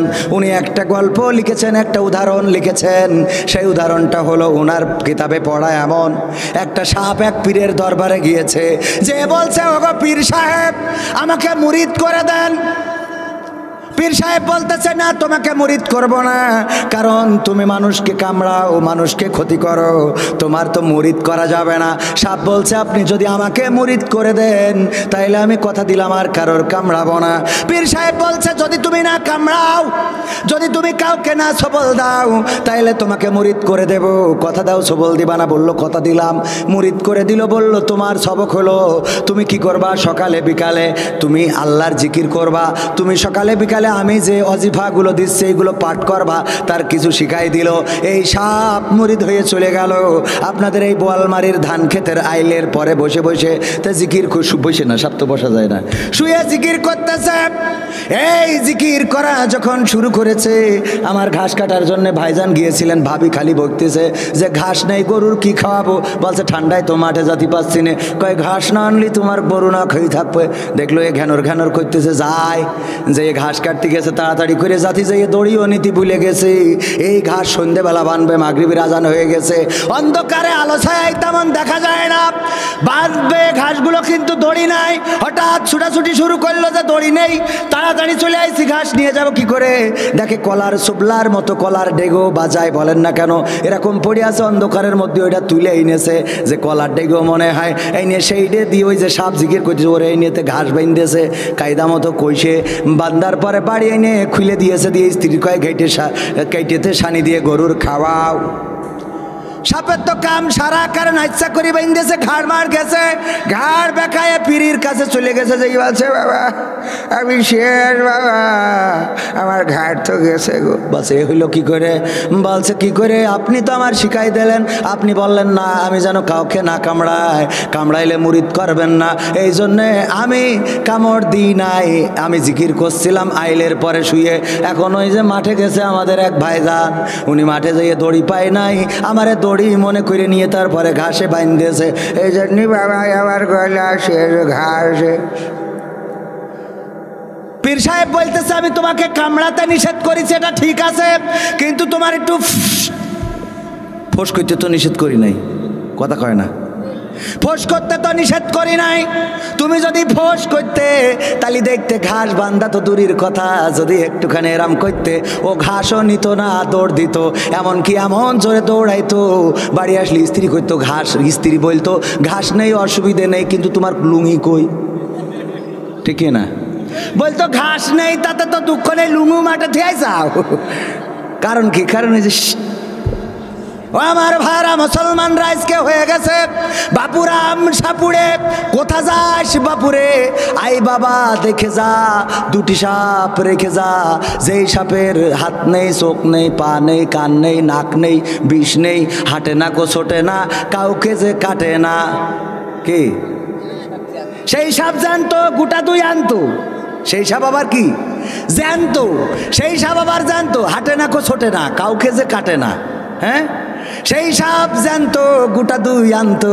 আজকে মুসলমানদের অবস্থা তাই, ওগো মুসলমান ওয়াজ করেন অসুবিধা নাই, ওগো মুসলমান নামাজ পড়ান অসুবিধা নাই, কিন্তু আপনাদের এমন সাপ হইতে হবে হাঁটে না, ছোটে না, কাউকে যে কাটে না, সেই সাপ জানতো, গোটা দুই আনতো, এই সাপ আবার জানতো হতে হবে, এই সাপ নড়াচড়া করা যাবে না, কিছু বলা যাবে না, এমন চাই না, চাই না। এই জন্য একটু ফোঁস করার দরকার আছে না নাই? জ্যান্ত সাপ হতে হবে, কামড়াতে পারেন আর না পারেন, মাঝে মাঝে বুঝাবেন আপনি সাপ, কিন্তু আপনি যদি এটা বোঝাতে না পারেন, চট্টগ্রাম থেকে নামাজকে মসজিদের মধ্যে সীমাবদ্ধ রাখতে বলে, ওগো আমার ভাইয়েরা এটা বাংলাদেশ, এটা সিকিম নয়, এটা বাংলাদেশ, এটা পাকিস্তান নয়, আফগানিস্তান নয়, ইরাক নয়, ইরান নয়, এটা বাংলাদেশ, এটা আরাকান নয়, এটা কাশ্মীর নয়, যা চায় বা তাই হবে। এই বাংলাদেশে ওলিয়া উলিয়ারা এসেছিল, শহীদ তিতুর বাংলাদেশ, খানজাহানের বাংলাদেশ, শাহজালালের বাংলাদেশ, শাহ মাকদুমের বাংলাদেশ, শাহপরানের বাংলাদেশ। এই বাংলাদেশে আজান বন্ধ করবা, এটা হতে দেয়া হবে। দেশটা নয়তো কারো বাপের ভিটা, করবে মন চাইলেই যখন যেটা, দেশটা নয়তো কারো বাপের ভিটা, করবে মন চাইলেই যখন যেটা, দেশটা লক্ষ মায়ের ইজ্জতেরই দামে কেনা, মাটিতে মিশে আছে লাখ শহীদের রক্ত কণা, দেশটা লক্ষ মায়ের ইজ্জতেরই দামে কেনা, মাটিতে মিশে আছে লাখ শহীদের রক্ত কণা, সেই রক্তের দামে কেনা মোদের সোনার ভিটা, সেই রক্তের দামে কেনা মোদের সোনার ভিটা, তবে কেন অভ্যাস হলো বিদেশিদের চরণ চাটা, দেশটা নয়তো কারো বাপের ভিটা, করবে মন চাইলেই যখন যেটা, দেশটা নয়তো কারো বাপের ভিটা, করবে মন চাইলেই যখন যেটা, যে দেশের মাটি থেকে গন্ধ আসে ওই কালেমার, যে দেশের আকাশ ছুঁয়ে রয় দাঁড়িয়ে কত মিনার, যে দেশের মাটি থেকে গন্ধ আসে ওই কালেমার, যে দেশের আকাশ ছুঁয়ে রয় দাঁড়িয়ে কত মিনার, আজানের সুরে সুরে জীবন যাদের গড়ে ওঠা, আজানের সুরে সুরে জীবন যাদের গড়ে ওঠা, সে দেশের মাটিতে আজ নাস্তিকতার ঘন ঘটা, দেশটা নয়তো কারো বাপের ভিটা, করবে মন চাইলেই যখন যেটা, দেশটা নয়তো কারো বাপের ভিটা, করবে মন চাইলেই যখন যেটা। যে দেশের সংবিধানে বিসমিল্লাহ থাকে লেখা, সে দেশের সংসদে হয় মদের আইন বৈধ রাখা। যে দেশের সংবিধানে বিসমিল্লাহ থাকে লেখা, সে দেশের সংসদে হয় মদের আইন বৈধ রাখা। বলো না কাকে রেখে কাকে ছেড়ে বলবো কথা, বলো না কাকে রেখে কাকে ছেড়ে বলবো কথা। সবই তো নাচের পুতুল, মার্কিন হলো আসল কোটা। দেশটা নয়তো কারো বাপের ভিটা, করবে মন চাইলেই যখন যেটা। দেশটা নয়তো কারো বাপের ভিটা, করবে মন চাইলেই যখন যেটা। যারা আজ চিল্লাইতেছে স্বাধীনতা স্বাধীনতা, দেশ নয় তাদের আজি তাদের লাগি মাথা ব্যথা। যারা আজ চিল্লাইতেছে স্বাধীনতা স্বাধীনতা, দেশ নয় তাদের আজি তাদের লাগি মাথা ব্যথা।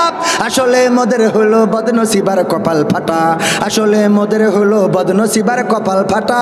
তাই দিই বারে বারে ওদের হাতে দেশটা নয়তো কারো বাপের ভিটা, করবে মন চাইলেই যখন যেটা। দেশটা নয়তো কারো বাপের ভিটা, করবে মন চাইলেই যখন যেটা। ঠিক না? যা ইচ্ছা তাই করা যাবে। এই বাংলাদেশে আজান বন্ধ হবে না, এই বাংলাদেশে তাকবীর বন্ধ হবে না। বাংলাদেশের পতাকা যতদিন আছে, বাংলাদেশের মানচিত্র যতদিন আছে, ততদিন বাংলার জমিনে আজান হবে, তাকবীরের স্লোগান হবে। এটা যারা বন্ধ করতে চাইবে তাদের গলার টুটি ছিঁড়ে বের করে দেওয়া হবে। সেই মুসলমান কি আছে? আরে বাবা, বীর পুরুষ বলছে সাহসী ঘটনা বলদিন জীবনে। বলছে স্যার একবার আমি সুন্দরবনে গেছিলাম। বলছে তারপরে? বলছে যে এই দেখি রয়্যাল বেঙ্গল টাইগার শুয়ে আছে। তারপরে? বলছে যে আমি আস্তে আস্তে করে গেলাম, যে পিছন থেকে ঘেঁচাত করে ল্যাস কেটে নিয়ে চলে আসিছি। বলছে এই তো জীবনে সাহসী ঘটনা? বলছে রয়্যাল বেঙ্গল টাইগার ছোটোখাটো জিনিস না, ল্যাস কেটে আনিছি রয়্যাল বেঙ্গল টাইগারের, এর থেকে সাহসী ঘটনা আপনি কি মনে করেন? তা বলছে যে মাথা পাতে থেকে ল্যাস কাটলি কেন? বলছে মাথা আগের থেকে কেটে নিয়ে গেছে। মাথা আগের থেকে কেটে নিয়ে গেছে, তাই আস্তে আস্তে যে ঘাসাত করে ল্যাস কেটেছে। ও মাথা থাকলে বাড়ি আসতে স্ত্রী কইতে লুগি কই সুন্দরবনে। এরম সাহসী ইমানদার আছে না নাই? ওরে সাহস, ওরে সাহস বক্তব্য দিচ্ছে, হঠাৎ ঠাস করে দিয়েছে আগে তোর, আছে না নাই? এরকম সাহসী হইলে সমাজ পরিবর্তন হবে। তুমি জাগনি বলে জাগেনি জাতি, ভাঙেনি আজ ঘুম। তুমি জাগলে তবে জেগে ওঠার পড়তে পারে ধূম। ঠিক না? শোনাবো নাকি ওয়াজ শোনাবো? হ্যাঁ গজল। তুমি জাগনি বলে জাগেনি জাতি, ভাঙেনি আজ ঘুম। তুমি জাগলে তবে জেগে ওঠার পড়তে পারে ধুম। তাই তুমি আজ জেগে ওঠো, ভেঙে তোমার ঘুম, ভেঙে তোমার ঘুম। জাগো জাগো বন্ধু জাগো, জাগো জাগো বন্ধু জাগো। তুমি জাগনি বলে গরিব দুঃখী থাকে যে পথের পরে। তুমি জাগনি বলে ধর্ষিতা বোন কাঁদছে অন্ধকারে। তুমি জাগনি বলে গরিব দুঃখী থাকে যে পথের পরে। তুমি জাগনি বলে ধর্ষিতা বোন কাঁদছে অন্ধকারে। তুমি জাগনি বলে হচ্ছে যে খুন হচ্ছে কত গুম। তুমি জাগলে তবে জেগে ওঠার পড়তে পারে ধুম। জাগো জাগো বন্ধু জাগো, জাগো জাগো ফরিদপুরবাসী জাগো। তুমি জাগনি বলে জুলুম সহে মাজলুম আছে যারা। তুমি জাগনি বলে জুলুম করে পার পেয়ে যায় তারা। তুমি জাগনি বলে জুলুম সহে মাজলুম আছে যারা। তুমি জাগনি বলে জুলুম করে পার পেয়ে যায় তারা। তুমি জাগনি বলে নিরাপদে নেই পথঘাট কি বারুম। তুমি জাগলে তবে জেগে ওঠার পড়তে পারে ধুম। জাগো জাগো বন্ধু জাগো, জাগো জাগো বন্ধু জাগো। তুমি জাগনি বলে মিডিয়ার কলে নষ্ট হচ্ছে জাতি। তুমি জাগনি বলে হকের দ্বারে মারছে বাতিল লাথি। তুমি জাগনি বলে মিডিয়ার কলে নষ্ট হচ্ছে জাতি। তুমি জাগনি বলে হকের দ্বারে মারছে বাতিল লাথি। তুমি জাগনি বলে দাউ দাউ করে জ্বলছে যে আগুন। তুমি জাগনি বলে দাউ দাউ করে জ্বলছে যে আগুন। তুমি জাগলে তবে জেগে ওঠার পড়তে পারে ধুম। জাগো জাগো বন্ধু জাগো, জাগো জাগো বন্ধু জাগো। তুমি জাগনি বলে হুতুম পেশা ডাকছে মাথার পরে, তুমি জাগনি বলে কোরআনের পাখি বন্দি কারাগারে, তুমি জাগনি বলে হুতুম পেঁচা ডাকছে মাথার পরে, তুমি জাগনি বলে কোরআনের পাখি বন্দি কারাগারে। শীতের রাতে ঠান্ডা মেঝেতে হয় না যে তার ঘুম, তুমি জাগলে তবে জেগে ওঠার পড়তে পারে ধুম। জাগো জাগো বন্ধু জাগো, জাগো জাগো ফরিদপুরবাসী জাগো। তুমি না জেগে আজ পথ চেয়ে আছো, জাগবে বুঝি কেউ? তুমি বিশ্বাস করো এমন কথা ভাবছে বসে সে।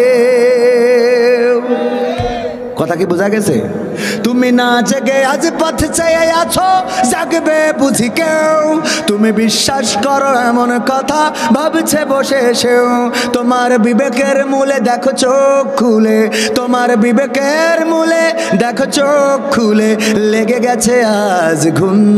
তুমি জাগলে তবে জেগে ওঠার পড়তে পারে ধুম, তুমি জাগলে তবে জেগে ওঠার পড়তে পারে ধুম। ঠিক না? জাগার দরকার আছে না নাই? তিতুমির যদি চিন্তা করতো না কেউ একজন জাগবে, তাইলে কি বাঁশের কেল্লা হইতো? খানজাহান যদি চিন্তা করতো না কেউ একজন মসজিদ বানাবে, তাইলে 60 গম্বুজ হতো নাকি? শাহজালাল যদি চিন্তা করতো না কেউ একজন জেগে উঠবে, তাইলে গৌর গোবিন্দের পতন হইতো নাকি? এমনি ভাবে কোরআনের পক্ষে যারাই জেগেছে এক একটা ইতিহাস তৈরি করেছে। ওগো আমার ভাইয়েরা, সময়টা স্বল্প, আল্লাহ রাব্বুল আলামিন এই জীবনটা দিয়েছেন। আল্লাহ বলছেন আল্লাযী খালাকাল মাউত ওয়াল হায়াতা লিয়াবলুয়াকুম আইয়ুকুম আহসানু আমালা। আমার আল্লাহ বলছেন সৃষ্টি করলাম মৃত্যু এবং সৃষ্টি করলাম জীবন, মাঝখানে তোমাদের একটা সময় দিয়ে দিলাম। এই সময়ের মধ্যে পরীক্ষা করে দেখতে চাই কারা আমলের দিক থেকে উত্তম, আমলের দিক থেকে উত্তম হওয়ার দরকার আছে না নাই? কিন্তু এই আমলের দিক থেকে যে প্রতিযোগিতা করবেন সময়টা বড় অল্প। জন্ম নিয়েছেন, মৃত্যু কবে হবে কেউ জানি নাকি? কত মানুষ কতভাবে মারা যায়। এই মাহফিলে আজকে যারা এসেছে আগামী বছর সবাই আসার সুযোগ পাবে নাকি? এমন হতে পারে আমি কবির বিন সামাদও না থাকতে পারি, সভাপতি সাহেব এখানে বসা না থাকতে পারে। আমার 8 তারিখের মাহফিল যশোরের বাগারপাড়ায়, পোস্টারে এখনো নাম রয়েছে। মাত্র কয়েকদিন আগে ফোন করে বাগারপাড়ার যিনি দাওয়াত দিয়েছেন এক্স চেয়ারম্যান, উনি বললেন ভাই মাহফিলটা 8 তারিখেই হবে। কিন্তু দুঃখজনক হলেও সত্য, এই মাহফিলের যিনি সভাপতি, সেই সভাপতি সাহেব উনি মারা গিয়েছেন। গতকালকেই তার জানাজা দিয়ে দাফন কাফন করলাম। এখনো পোস্টারে পোস্টারে তার নামটা শোভা পাচ্ছে, কিন্তু লোকটা পৃথিবী ছেড়ে চিরজনমের মতো বিদায় নিয়ে অন্ধকার কবরে চলে গেছে রে। এই জন্যে মনটা বড় বিষণ্ণ, মনটা বড় খারাপ। মাহফিল হবে কিন্তু সভাপতি পোস্টারে আছে অথচ পৃথিবীতে নাই। এই সভাপতি চিন্তা করে নাই এই পৃথিবী ছেড়ে তার এমন একটা মুহূর্তে চলে যাওয়া লাগবে। ওগো আমার ভাইয়েরা, আপনি যত বড় আল্লাহর ওলি হন, যত বড় হাফেজ হন, মুফতি হন, কারি হন, মাওলানা হন, ইমাম সাহেব হন, আপনার কাছে মালাকুল মাউত আসবে না? আসবে না? নাকি আপনি প্রধানমন্ত্রী বলে মালাকুল মাউত আসবে না? প্রধানমন্ত্রীর কাছেও আসবে না? আসবে না? এমপির কাছেও আসবে না? আসবে না? মন্ত্রীর কাছেও আসবে না? আসবে না? অথচ ক্ষমতা যখন পায় অনেকে আর পিছনের কথা মনে থাকে না। ফিরাউনও ক্ষমতা পেয়েছিল, ক্ষমতা পাওয়ার পরে যখন ওই নদীর কিনারায় চলে গেল, মুসা আলাইহিস সালামের সাহাবীরা বলল, বনি ইসরাইলরা বলল, ওগো মুসা আমাদের আর বাঁচার কোনো রাস্তা নেই। এইবার হয় ফিরাউনের বাহিনীর ঘোড়ার পায়ের নিচেই হয় ছিন্ন ভিন্ন হতে হবে, না হইলে এই পানির মধ্যে ডুবানি খেয়ে চুবানি খেয়ে মরা লাগবে। আল্লাহর নবী বললেন, ওগো আমার উম্মতেরা, ওগো বনি ইসরাইলেরা, ওগো আল্লাহর বান্দারা, এত পেরেশানি হইও না, কারণ আমার আল্লাহ বলেছেন লা তাকনাতু মির রাহমাতিল্লাহ, লা তাকনাতু মির রাহমাতিল্লাহ।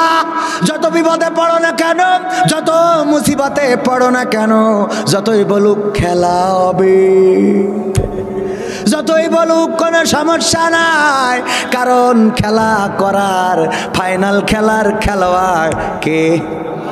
আল্লাহর উপরে আর কেউ আছে নাকি? আল্লাহর উপরে খেলা করার কেউ নাই। এই জন্যে যতই বলুক খেলা হবে,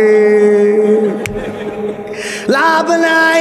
কত খেলা করবে? এমন খেলা নমরুদ খেলতে চেয়েছিল, ফেরাউন খেলতে চেয়েছিল, আবু জাহেল খেলতে চেয়েছিল, আবু লাহাব খেলতে চেয়েছিল, উতবা সাহেবা খেলতে চেয়েছিল। আর এই খেলাগুলো সব পণ্ড করে দিয়েছেন কে? ফেরাউন পাঁচ গেল, বনি ইসরাইলেরা আতঙ্কিত হয়ে গেল। এখন হয় ফেরাউনের বাহিনীর রাস্তা তো একটাই, হয় ফেরাউনের বাহিনীর ঘোড়ার পায়ে পদপিষ্ট হয়ে মারা যাওয়া লাগবে, অথবা নদীর পানিতে চুবানি খাওয়া লাগবে। কিন্তু আমার আল্লাহ রাব্বুল আলামিন চাইলে পানির মধ্যে রাস্তা করে দিতে পারেন, আল্লাহ চাইলে আগুনের মধ্যে ফুল বাগান বানিয়ে দিতে পারেন না? পারেন না? ইয়া নারু কুনি বারদাও সালামান আলা ইব্রাহিম। আল্লাহু আকবার। আমার আল্লাহ ইব্রাহিম আলাইহিস সালামকে যখন আগুনের মধ্যে ফেলে দিল, আগুনে যখন পড়ে গেল, আগুন সেই আগুনটা জ্বালিয়ে পুড়িয়ে ছারখার করে দিয়েছিল নাকি? না, বরং কি করলো? আগুনটা ফুলের বাগান হয়ে গেল। ফেরাউন বলল, কি অবস্থা, আগুন কেন তুমি জ্বালাও না? আগুন বলল, আগুন তোমার, ফেরাউন বলল, আগুন তোমার কি শক্তি কমে গেছে নাকি? তোমার কি দাহ্য শক্তি নাই? আল্লাহ আগুনের জবান খুলে দিলেন। আগুন চিৎকার করে বলল, আমার ভিতরে তুমি এসে দেখো আমার দাহ্য শক্তি আছে কি নাই। তুমি নমরুদ, তোমাকে জ্বালিয়ে পুড়িয়ে ছারখার করে দেব। এমনি ভাবে নদের তীরে যখন পৌঁছে গেল, অথবা সেই নীলনদ বা সাগর যেটাই হোক না কেন, সেখানে যখন পৌঁছে গেল, ফেরাউন মুসা আলাইহিস সালামের বাহিনী যখন আতঙ্কিত হয়ে গেল, আল্লাহ রাব্বুল আলামিন বললেন, মুসা তোমার হাতের লাঠি দিয়ে বাড়ি দাও। রাস্তা কয়টা হলো? 12টা রাস্তা হয়ে গেল। ওই রাস্তায় যখন মুসা আলাইহিস সালাম পার হয়ে গেল, ফেরাউনের মধ্যে এতটুকু চিন্তা হয় নাই এই নদীর মধ্যে রাস্তাটা হইল কেমনে, এই চিন্তাটা হয় নাই। ওই শিখো এই রাস্তা আমার আব্বা কইরিছে। কে? আমার আব্বার স্বপ্ন ছিল যে এমনি রাস্তা হবে, সেই রাস্তা আজকে বাস্তবায়িত হয়ে গেছে। বরং তোমরা কোনো অসুবিধা নেই, ঢোকো ঢোকো, নামো নামো না আমরে। আর নামলো, মাঝ বরাবর যখন পৌঁছালো, পানি কার কথা শোনে? পানিতে পড়লেই কি মানুষ মারা যায় নাকি? না, মারা যায় না। পানিও আল্লাহর কথা শোনে। মানুষ পানিতে পড়লেই যদি মারা যেত, তাইলে আমাদের ইউনূস আলাইহিস সালাম পানিতে ডুবে মারা যেতেন না? যেতেন না। তিনি পানিতে ডুবে মারা গেলেন না। ছুরি চাইলেই কাটতে পারে না? পারে? ছুরি যদি চাইলেই কাটতে পারতো, তাইলে ইসমাইল আলাইহিস সালামের গলা থাকতো? গলা থাকতো না। আগুন চাইলেই পোড়াতে পারে না। যদি পোড়াতে পারতো, তাইলে আগুনে ইব্রাহিম আলাইহিস সালামকে পুড়িয়ে ফেলতো। সব কিছুর উপরে ক্ষমতা রাখেন কে? ক্ষমতার দাপটে তুমি, ক্ষমতার দাপটে তুমি হইলা যে ভাই অন্ধ। সব ক্ষমতা চূর্ণ হবে আখি হইলে বন্ধ তোমার। সব ক্ষমতা চূর্ণ হবে আখি হইলে বন্ধ। ক্ষমতার দাপটে তুমি, ক্ষমতার দাপটে তুমি হইলা যে ভাই অন্ধ। সব ক্ষমতা চূর্ণ হবে আখি হইলে বন্ধ তোমার। সব ক্ষমতা চূর্ণ হবে আখি হইলে বন্ধ। গায়ের জোরে আজকে তুমি হয়েছ বেসামাল। এই ক্ষমতা রবে না ভাই তোমার চিরকাল। ঠিক না বেঠে? গায়ের জোরে আজকে তুমি হয়েছ বেসামাল। এই ক্ষমতা রবে না ভাই তোমার চিরকাল। পরাণ পাখি উড়াল দিলে,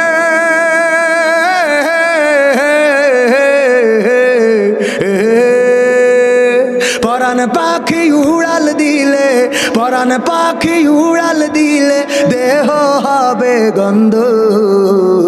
সব ক্ষমতা চূর্ণ হবে আঁখি হইলে বন্ধ তোমার, সব ক্ষমতা চূর্ণ হবে আঁখি হইলে বন্ধ। মানুষেরই সাথে তুমি করো খারাপ আচরণ, ভেবেছ কি কারি সারায় ভুবনে করো বিচরণ, ঠিক না? মানুষেরই সাথে তুমি করো খারাপ আচরণ, ভেবেছ কি কারি সারায় ভুবনে করো বিচরণ। মহাজনে টানলে রশি,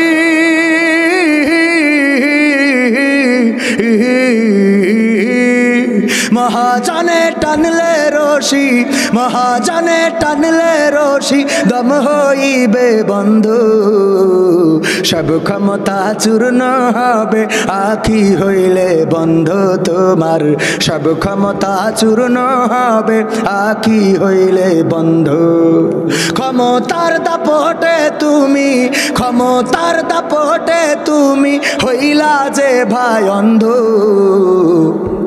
সব ক্ষমতা চূর্ণ হবে আঁখি হইলে বন্ধ তোমার, সব ক্ষমতা চূর্ণ হবে আঁখি হইলে বন্ধু। ঠিক না বে ঠিক? কি চিরদিন থাকবে যে চেয়ারম্যান, যে মেম্বার, যে এমপি, যে মন্ত্রী, যে প্রধানমন্ত্রী, যে প্রেসিডেন্ট, যে বারাক ওবামা, যে ডোনাল্ড ট্রাম্প, যে জেলেনস্কি, যে বাইডেন, অং সান সুচি আছে না নাই? আবার নতুন করে জেল হয়েছে কয় বছর জানেন? কয় বছর? 7 বছর আবার নতুন করে জেল হয়েছে। ওগো আমার ভাইয়েরা, ক্ষমতা চিরস্থায়ী নয়। এই ক্ষমতা আল্লাহ দিয়েছেন, এই চেয়ারে আমাকে বসিয়েছেন কয় ঘন্টার জন্যে? কয় ঘন্টার জন্যে? 2টা ঘন্টা অথবা 1.5 ঘন্টা অথবা 1টা ঘন্টা। এই চেয়ারে বসে যদি আমি ভুলে যাই যে এই চেয়ার ছাড়া লাগবে, ওগো আমার ভাইয়েরা, এটা ভুল হবে না ঠিক হবে?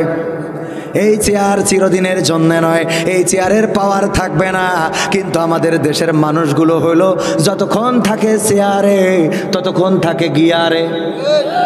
চেয়ারে যখন থাকে এত গিয়ারে থাকে, আলেম ওলামা সহ্য হয় না, মাদ্রাসা দেখতে পারে না, কোরআনের পাখিদেরকে দেখতে পারে না, কোরআন পড়ুয়া মানুষদেরকে দেখতে পারে না। আবার মরে যাওয়ার পরে এই হুজুরদের দরকার পড়ে না? পড়ে না? হুজুরির ডেকে কয়, হুজুর আমার আব্বা শুক্রবারে মরেছে রে হুজুর, বলেন দেখি আমার আব্বা জান্নাত পাবে কিনা? শুক্রবারে মরিছে তাই কি? হুজুর কয় যে হ্যাঁ, দোতলা জান্নাতে থাকবে। সারা জীবন তুমি শুক্রবারেও পশ্চিমমুখ হও নাই, এমন আছে না নাই? শুক্রবারেও নামাজ পড়ে না। আবার অনেকে আছে শুক্রবারে মিছিল হবে, এই কারণে বলে যে যাও মসজিদের গেটে দাঁড়ায় থাকবা, যদি সংগঠিত হয় তাইলে ধরবা, অ্যাটাক করবা, এমন আছে না নাই? শুক্রবারে নামাজ পড়ে বের হয়েছে, মিছিল হচ্ছে জামাতের, কিন্তু আওয়ামী লীগ নামাজিদেরও ধরেছে, এমন আছে না নাই? নামাজ পড়ে বের হয়েছে, আমরা টেলিভিশনে দেখলাম, বলতেছে আমি তো আওয়ামী লীগের লোক, আমি এসেছি নামাজে, আমাকে কেন ধরা হলো? ওই নামাজিকে কলার ধরে টানতে টানতে যারা ট্রাকে তুললে, যারা পিকআপ ভ্যানে তুললে, আল্লাহকে ভয় করো। ক্ষমতা দিয়েছে বলে ওগো প্রশাসনের ভাইয়েরা, আপনারা কোনো বাংলাদেশের জনগণের শত্রু নন, বরং আপনারা বাংলাদেশের জনগণের বন্ধু। প্রশাসন থাকলে মানুষের একটা বিশ্বাস থাকে না? থাকে না? যদি বিপদে পড়ে মানুষ প্রশাসনের কাছে সাহায্য চায়, এর প্রমাণ হইল কয়েকদিন আগে একটা চোর চুরি করতে করতে ঘুম এসে গেল, দোকানের মধ্যে ঘুমাই পড়িয়েছে, হঠাৎ চেতনা পেয়ে দেখে সকাল হয়ে গেছে। এইবার চিন্তা করলো যদি বেরোই রে তাইলে আমার তো কাঠি খুলে দেবে, এই জন্য 999 ফোন করেছে, করে পুলিশ ঢিকে তারপরে চোর বের হয়েছে। তার মানে বোঝা গেল একটা চোরেরও আশ্রয় স্থল কি ঠিক আছে কিনা? তার মানে সাধারণ মানুষদের আশ্রয়স্থল, চোরের আশ্রয়স্থল, জনগণের আশ্রয়স্থল আমাদের প্রশাসন। আমাদের প্রশাসন সুদক্ষ বাহিনী। আমরা প্রশাসনকে শ্রদ্ধা করি, আমরা প্রশাসনের ভাইদের প্রতি আমাদের ভালোবাসা আছে। কত পুলিশের সাথে দেখা হয়, রাস্তাঘাটে চলতে গেলে হুজুরদের কত রেসপেক্ট করে, সম্মান করে, বলে হুজুর একটু চা খেয়ে যান, এই শীতে নাইট ডিউটিতে আছি, আপনার সাথে দেখা হয়ে গেল, বড় ভালো লাগলো। অনেক সময় দেখা যায় গাড়িটা দাঁড় করিয়েছে, তারপরে লাইট মেরে দেখে কে হুজুর কোথায় গিয়েছিলেন মাহফিলে, ও মাহফিলে বাড়ি কোথায়, যশোরে এসেছেন কুড়িগ্রামে, অনেক কষ্ট হয়েছে হুজুর, কুয়াশা আছে, আস্তে করে যান, সাবধানে যাবেন হুজুর, যেন বিপদ হয় না। আমার প্রশাসনের ভাইয়েরা আলেমদেরকে এত রেসপেক্ট করে, এত সম্মান করে, আলেমদেরকে এত কদর করে, কিন্তু নামাজিদেরকে মাঝে মাঝে টেনে ধরে এমন ভাবে নিয়ে যায়, মাঝে মাঝে মনে মনে হয় ওরা আসলে প্রশাসনের লোক কিনা। কথা কয় না নাকি ওরা কারা?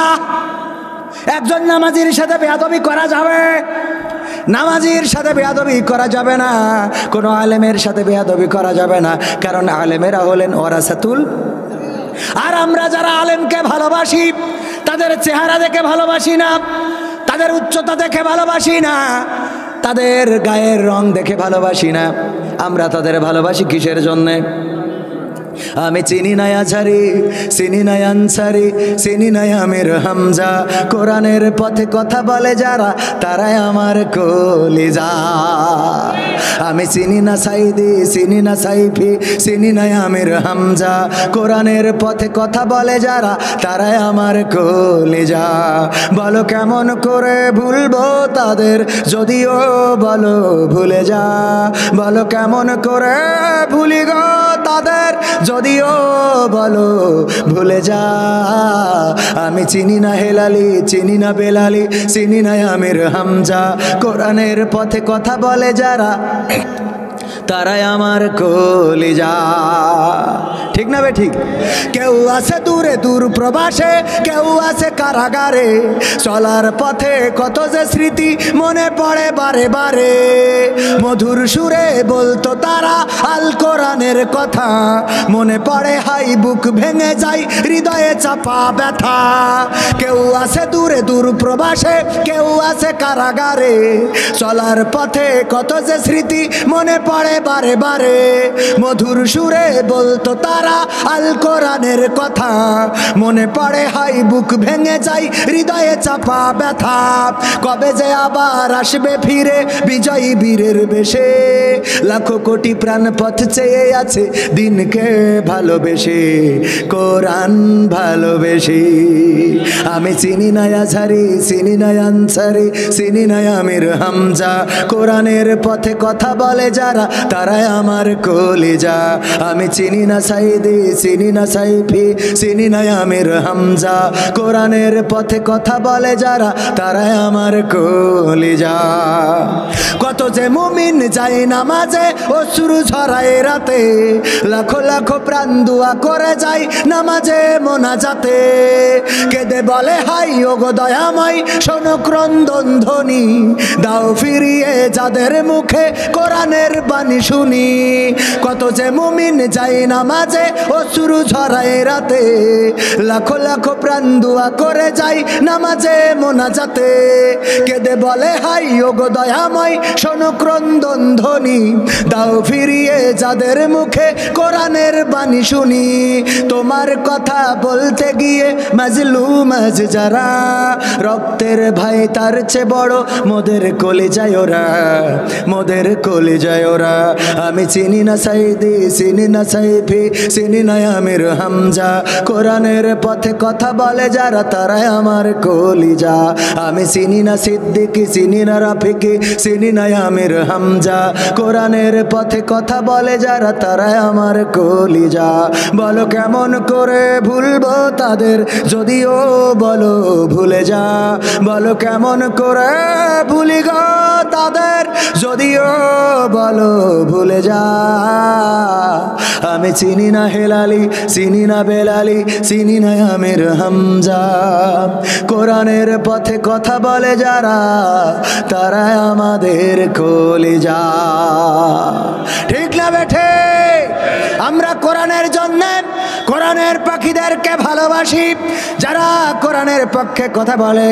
আমার বক্তব্য হলো, এই বাংলার জমিনে যদি আমাদের মাননীয় প্রধানমন্ত্রী বাংলাদেশের সংসদে কোরআনের আইন কায়েম করে দেয়, বলেন দেখি এই সরকারকে ক্ষমতায় রাখার জন্য আমরা প্রস্তুত আছি না নাই? আমরা আমাদের সরকারকে ক্ষমতায় রাখবো ততদিন যতদিন কোরআনের পক্ষে কথা বলবে, কোরআনের আইন সংসদে কায়েম করে দেবে। কোরআনের আইন যদি কায়েম হয়ে যায়, কোন দল কায়েম করলে এটা দরকার আছে নাকি? যদি আওয়ামী লীগ কায়েম করে, আমরা তাদের পক্ষে থাকতে কোনো আপত্তি আছে? যদি বিএনপি, জাসদ, বাসদ, হেফাজত, চরমনা, আট্রসি, ফুরফুরা যারা কোরআন কায়েম করে দিবে সংসদে, আমরা তাদের পক্ষে মিছিল করব, তাদের পক্ষে সংগ্রাম করব। কারণ এই দায়িত্ব দিয়েছেন কে? কোরআন কায়েমের দায়িত্ব দিয়েছেন কে? আমার আল্লাহ রাব্বুল আলামিন দায়িত্ব দিয়েছেন। অনেক বড় ব্যাখ্যা, ওদিকে যাব না। আমি বছরের শুরুতে একটু নসিহত করতে চাই। ওগো আমার সোনার টুকরা ছেলেরা, ওগো আমার যুবকেরা, ওগো আমার ছাত্রলীগের ভাইয়েরা, ওগো আমার যুবলীগের ভাইয়েরা, ওগো আমার ছাত্র দলের ভাইয়েরা, যুব দলের ভাইয়েরা, ওগো আমার বিভিন্ন দলের নেতা কর্মীরা, সবার কাছে অনুনয় করে বলি, এই জীবনটা ক্ষণিকের। আজকে এসেছি, কিছুদিন পরে, কিছুকাল পরে চলে যেতে হবে। আপনি মারা যাওয়ার পরে আপনার আর কোনো মূল্য থাকবে না, আপনার আর কোনো দাম থাকবে না, আপনার আর কেউ সম্মান দিবে না। আপনি মারা যাওয়ার পরে আপনার মসজিদের খাটিয়াটা পড়ে আছে, ওই খাটিয়াটা বাড়িতে চলে আসবে। খাটিয়ার কাছে মাঝে মাঝে প্রশ্ন করবেন, ওগো খাটিয়া, তুমি কার জন্য পথ চেয়ে রয়েছো? কয়দিন আগে তো আমার দাদাকে নিলে, কয়দিন আগে আমার বাবাকে নিলে, তার কয়দিন আগে আমার চাচাকে নিলে, তার কয়দিন আগে গ্রামের অমুককে নিলে, এই তো কয়দিন পরে তুমি আমার বন্ধুকে নিয়ে গেলে। ওগো খাটিয়া, বলো দেখি এবার কার অপেক্ষায় রয়েছো? খাটিয়া যেন ডেকে ডেকে বলে, ওরে আল্লাহর বান্দা, তৈরি হয়ে যা, প্রস্তুত হয়ে যা, এবারের পালাটা তৈরি হয়ে যেতে পারে। বলেন ঠিক কিনা? এই পালাটা আমাদের জীবনে আসবে না, আসবে না। কোন দিন মসজিদের খাটিয়াটা আপনার বাড়ির জন্য গুরুত্বপূর্ণ হয়ে যাবে আমরা জানি না। এই পৃথিবীতে কোনো দাম নাই, কোনো মান নাই। কয়দিন আগে খবরে দেখলাম আমাদের একজন ভাইজান ওয়াজও করেছেন, বাবা মারা গিয়েছে। সম্পদ বন্টনকে কেন্দ্র করে 47টি ঘন্টা, তার মানে কয়দিন? 24 দুগুণা 48 ঘন্টা, তার মানে প্রায় 2 দিন। 1 ঘন্টা কম, আমার কাছে দেবেন না? 1 ঘন্টা কম। ওগো আমার ভাইরা, 1 ঘন্টা কম, 1 ঘন্টা কম, 2 দিন। এই 2 দিন বাবার কবরে নিতে দেয় নাই, কারণ সম্পদ নিয়ে গোলমাল হচ্ছে। কোন ছেলে বেশি সম্পদ পাবে, কোন ছেলে কম সম্পদ পাবে। শুধু তাই নয়, আজকের একটা ঘটনা পড়লাম, আমাদের একজন ভাইজান লিখেছেন, হাসপাতালে গিয়েছে। হাসপাতালে যাওয়ার পরে গভীর রাত 1:10 সময় একজন বৃদ্ধ মানুষ, 70 বছর বয়সী, মারা গিয়েছে। মারা যাওয়ার পরে ওই বৃদ্ধা, ওই লোকটির স্ত্রী বসা রয়েছে, মারা গিয়েছে। আস্তে আস্তে করে গুনগুন করে কান্না করতেছে। আমাদের সেই ভাই জিজ্ঞাসা করেছে, ওগো আমার আন্টি, যে লোকটি মারা গিয়েছে আপনার কি হয়? বলল, আমার স্বামী। আপনার স্বামী যে মারা গেছে, হাসপাতালে নিয়ে এসেছেন, আপন কেউ কি দেখতে আসে নাই? আপনার কি আপন কেউ নাই? বলল, আপন আছে, আমার 2টা সন্তান রয়েছে। আমার একটা সন্তান সৌদি আরবে থাকে, আর একটা সন্তান দেশে থাকে। এই দেশে থাকা সন্তানটা বলল, আব্বা অসুস্থ, হাসপাতালে এখন নেওয়ার দরকার নাই, ওই সন্ধ্যাবেলা হাসপাতালে নিতে দেবে না। কিন্তু সৌদি আরবে যে সন্তানটা রয়েছে, ওই সন্তানটা বলল, তুমি হাসপাতালে নিয়ে যাও গো মা, হাসপাতালে নিয়ে যেয়ে দেখো আব্বার কি অবস্থা, চিকিৎসা দাও। আমার সৌদি আরবের সন্তানের অনুরোধে আমি আমার স্বামীকে নিয়ে হাসপাতালে এসেছি। এই কারণে আমার বাড়ি থাকা সন্তানটা রাগ করেছে যে মরে যখন গেছে, তখন ওই সৌদি আরব থেকে এসে ওই দেখবে, ওই হাসপাতাল থেকে রিলিজ করে নিয়ে যাক, ওই মাটি দিক, আমি কিছু করব না। এই জন্যে আমার ওই সন্তানটাও আসতেছে না, ওই সন্তান আসবে না। ওগো আমার বাবাজি, আমাকে কি সকাল পর্যন্ত থাকতে দেবে নাকি ফজর হতে আর কত বেলা? ওই লোকটি, আমাদের সেই লোকটি বলল যে ঠিক আছে, অসুবিধা নাই, আপনি থাকেন। দেখেন দুই সন্তানের মধ্যে দ্বন্দ্ব বেঁধে গেছে। কিসের জন্যে? শুধুমাত্র এক সন্তান হাসপাতালে নিতে চায় না, আর এক সন্তান সৌদি আরবে তাকে হাসপাতালে নিতে বলেছে। এই কারণে আর এক সন্তান বাড়ি থাকা সন্তানটা দেখতে চায় না যে পিতার পিছনে খরচ হবে, হাসপাতালের বিল দেওয়া লাগবে, কি কি পরীক্ষা নিরীক্ষা করেছে জানি না, কত টাকা বিল করেছে জানি না। ওগো আমার ভাইয়েরা, ওগো আমার বাবাজিরা, চিন্তা করে দেখেন আপনি কত গুরুত্বপূর্ণ ব্যক্তি। এই সন্তানের জন্য কত কষ্ট করলেন, মাথার ঘামটা পায়ে ফেললেন, চুরি করলেন। কয়েকদিন আগে আমার বাড়ি থেকে আমার মোটর সাইকেলটাও চোরে নিয়ে গেছে। আমার বাড়ি থেকে আমার মোটর সাইকেল যারা চোরে নিয়েছে, 21শে ডিসেম্বর রাত্রিবেলা আমি মাহফিল করে সাতক্ষীরা থেকে এসে দেখি চোর মোটর সাইকেল নিয়ে চলে গেছে। কোনো না কোনো চোর তার সন্তানের রিজিকের জন্য নিয়েছে, তার সন্তানের কাপড় কেনার জন্য, ঠিকই না? চোরেরাও চুরি করে এই জন্যে না, সন্তানের কাপড় কেনার জন্যে, সন্তানের পরীক্ষার ফি দেওয়ার জন্যে, অথবা তার নতুন বছরের জামা কাপড় বানানোর জন্যে, সন্তানের মুখে দুইটা খাবার তুলে দেওয়ার জন্যে চুরি করলো রে। এই মোটর সাইকেল যে চুরি করলো, সন্তানকে এত কষ্ট করে বড় করলো, মারা যাওয়ার পরে ওই সন্তান লাশটা নিতে অস্বীকৃতি জানাবে, এমন সন্তান আছে না নাই? তাইলে আপনি কি করে আল্লাহকে ভুলে যান? কি করে আপনি অন্যায় পথে চলেন? কি করে আপনি ভুল পথে চলেন, ভুল কাজগুলো করেন? যেই কাজে আল্লাহ নাখোশ হয়ে যান সেই কাজগুলো করেন। ওগো যুবকেরা, অন্যায় পথে হাঁটা যাবে না, ডিজে গান বাজানো যাবে না। বিজয় দিবস বা এই যে আপনার বিভিন্ন দিবসকে কেন্দ্র করে, বার্থডে, তারপরে কি বছরের 31st নাইট, এইগুলোকে কেন্দ্র করে আর ওই ডিজে গান বাজায় উল্লাস করা যাবে না। কারণ প্রতিটা কর্ম রেকর্ড করছেন কে? আল্লাহ রেকর্ড করছে না, করছে না? আপনাদের আল্লাহ বলতেও কি কষ্ট হয়ে গেল? খুবই খারাপ অবস্থা। আল্লাহ বলতে চায় না, আল্লাহ এদের জবান দিয়েছে কে জন্য আল্লাহ জানে। জীবন দিয়েছেন কে? এই আল্লাহর নামটা মুখে নিতে, আল্লাহর জিকির আজগার করতে যার কষ্ট হয়, ও তো রিজিক পাবে না, রিজিকটা সংকীর্ণ হয়ে যাবে। আবার একটু কথা বললে অনেকের গা জ্বলা করে, অনেকের রাগ হয়ে যায়। ওগো আমার ভাইয়েরা, বাবাজিরা, রাগ হইলেও আমাদের কোনো অসুবিধা নাই, নাই, নাই রে। পরকালের ময়দানে যেদিন দাঁড়াবা, ওই দিন দাঁড়ানোর পরে যখন বিচার হাসর শেষে তোমাদের টানতে টানতে, যারা আমাদের পরে খেপে যাও, যারা আমাদের ধরে জেলখানায় দাও, যারা আমাদের হুমকি দাও, যারা বলো হুজুর সময়টা তো বড্ড খারাপ, আপনি তো ভাই সব জানেন, বুঝে শুনে কথা বলে ওয়াজের রীতি টানেন, উস্কানি ফুসকানি মূলক বলবেন না কোনো কথা, এই মঞ্চে রাজনীতি ভাই করবেন না অযথা। আমরাও ভাই কোরআন জানি, মানি মোটামুটি, ঝামেলাতে থাকি মাঝে মাঝে নিয়ে ভোটা ভুটি।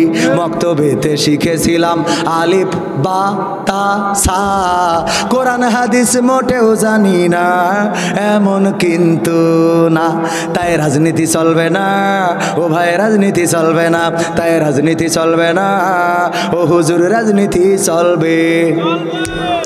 তারপর কি বলে কানে কানে, হুজুর ও মুখ হুজুর ওয়াজ করে কত মধুর সুর, কবরেতে গেলে পাবো 70,000 হুর।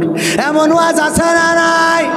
সারা জীবন ওয়াজ করে গেল, কিন্তু কোনোদিন কোনো গালি খেলো না, কোনোদিন পাথর খেলো না, কোনোদিন হ্যান্ডকাপ লাগানো লাগলো না, কোনোদিন জেল খাটা সুন্নত আদায় করা লাগলো না। তাইলে কেমন ওয়াজ করলো বোঝেন? ও মুখ হুজুর ওয়াজ করে কত মধুর সুর, কবরেতে গেলে পাবো 70,000 হুর। অনেক দোয়া আছে পড়লে কোটিতে সওয়াব, সারা জীবন পাপ করিলেও পেয়ে যাব মাপ। বাপ দাদারে নাজাত দিতে করেছি 40, আমার বেলায় 4টা গরু গোয়াল ঘরে পোষা। আমিও ভাই কিছুটা জানি, মানি না তা না, ছোটবেলায় শিখেছিলাম আলিফ বা তা সা।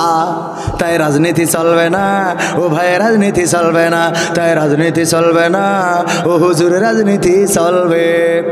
তারপরে বলে হুজুর, ও হুজুর, আমি কই কি হয়েছে? মিলাদ করি কিয়াম করি যাই বাবার মাজারে, হয়তো একটু বিড়ি টানি বোয়ালমারির বাজারে। মিলাদ করি কিয়াম করি যাই বাবার মাজারে, হয়তো একটু বিড়ি টানি ফরিদপুরের বাজারে। ফজর নামাজ হয় না পড়া, থাকি তখন নিদে, আল্লাহর কিরে হয় না কাজা, নামাজটা দুই ঈদে। কে? দুই ঈদে নামাজ কাজা হয় না। কাজা হওয়া তো দূরের কথা, ওই দিন নিয়মিত মুসাল্লিরা সামনে যাওয়ার জায়গা পায় না। সামনে এসে আল্লাহর ওলিরা সব দাঁড়িয়ে গিয়েছে, সব তাহাজ্জুদ গুজারি 80 রাকাত করে পড়ালো। কয় রাকাত? 80 রাকাত পরে তাহাজ্জুদ পড়ালো। ওরা ওই সামনের কাতারটা দখল করে ফেলেছে। নামাজিদের আর খবর নেই। নামাজিদের, ভালো ভালো নামাজিদের ওই সামনের কাতারে পাওয়া যায় না। এরা আবার শুধুমাত্র ঈদের নামাজ না, আবার অন্য সময়ও পড়ে। কোন সময়? যখন ভোট আসে। কি আসে? তখন নামাজ পড়ে এই গ্রামে, পড়ে আবার আর এক গ্রামে যাই, ওখানে যাই আবার আসরের নামাজ পড়ে। বলতেছে যে পিএস বলতেছে, আপনি যে ওখান থেকে পড়িয়ে আসলেন আবার পড়েছেন। কাছে ওরে চুপ থাক, এখন যত পড়ি পারা যায়, কারণ জিতার পরে তো তিরানের সাইল মারতে মারতে নামাজ পড়ার টাইম পাবো না। এই জন্য এই ফাঁকে যত পড়ি পারা যায়, কারণ যদি জিতে যায় তাইলে তিরানের সাইল ডাল এগুলো মারতে মারতে আমি টাইম পাবো ও না। এই জন্য এখন যত পড়া যায়, আবার ওদের উজু তেমন করা লাগে না। একবার উজু করে রে, ওই উজু এত শক্ত যে পাতলু ভাঙে না, বিশাল শক্ত। সকালে উজু করিয়ে বেরোয়েছে, তারপরে আর ওর উজুর দরকার নেই, এর মধ্যে পিসাব ফিরে হয়েছে। আমাদের গ্রামের একজন ছিল, মারা গেছে, আল্লাহ ক্ষমা করে দিক। তারাবির নামাজে বলছে, তুই আমার জায়গাটা রাখিস, আমি উজু করি না, পিসাব লেগে ফিরে আসি। পিসাব ফিরে গিয়েছে, পাশে এসে যখন আবার দাঁড়াইছে, বলছে তোর হাত মাত শুকনো কেন? বলছে তা শুকনো থাকবে না, ভিজে থাকবে। তা বলছে পিসাব ফিরতে গেলি না? বলছে হ্যাঁ। তা বলছে তো পিসাব ফিরিস নি? তো ফিরিছি। তা উজু করিস নি? বলছে উজু করবো কে? তা পিসাব ফিরেছিস না? তা বলছে ফিরেছি তো। তা বলছে পিসাব ফিরলি তো উজু করি? পিসাব ফিরলে উজু করা লাগে? আচ্ছা, এ তো জানতাম না। এরকম আছে না নাই? পিসাব ফিরে উজু করে না। আবার কিছু আছে অনেক বড় হয়ে গেছে, তাও প্যানে মতেই। এদের বিশ্বাস হয় না আপনাদের? ডাকবেন, কবেন ভাই চলো দিন একটু নামাজ পড়িয়ে আসি। কবে তুমি যাও, আমার কাপড়ি সমস্যা আছে। তোর কাপড়ি তাহলে প্যানে মুতে দিয়েছিস নাই হাঁকিয়েছিস?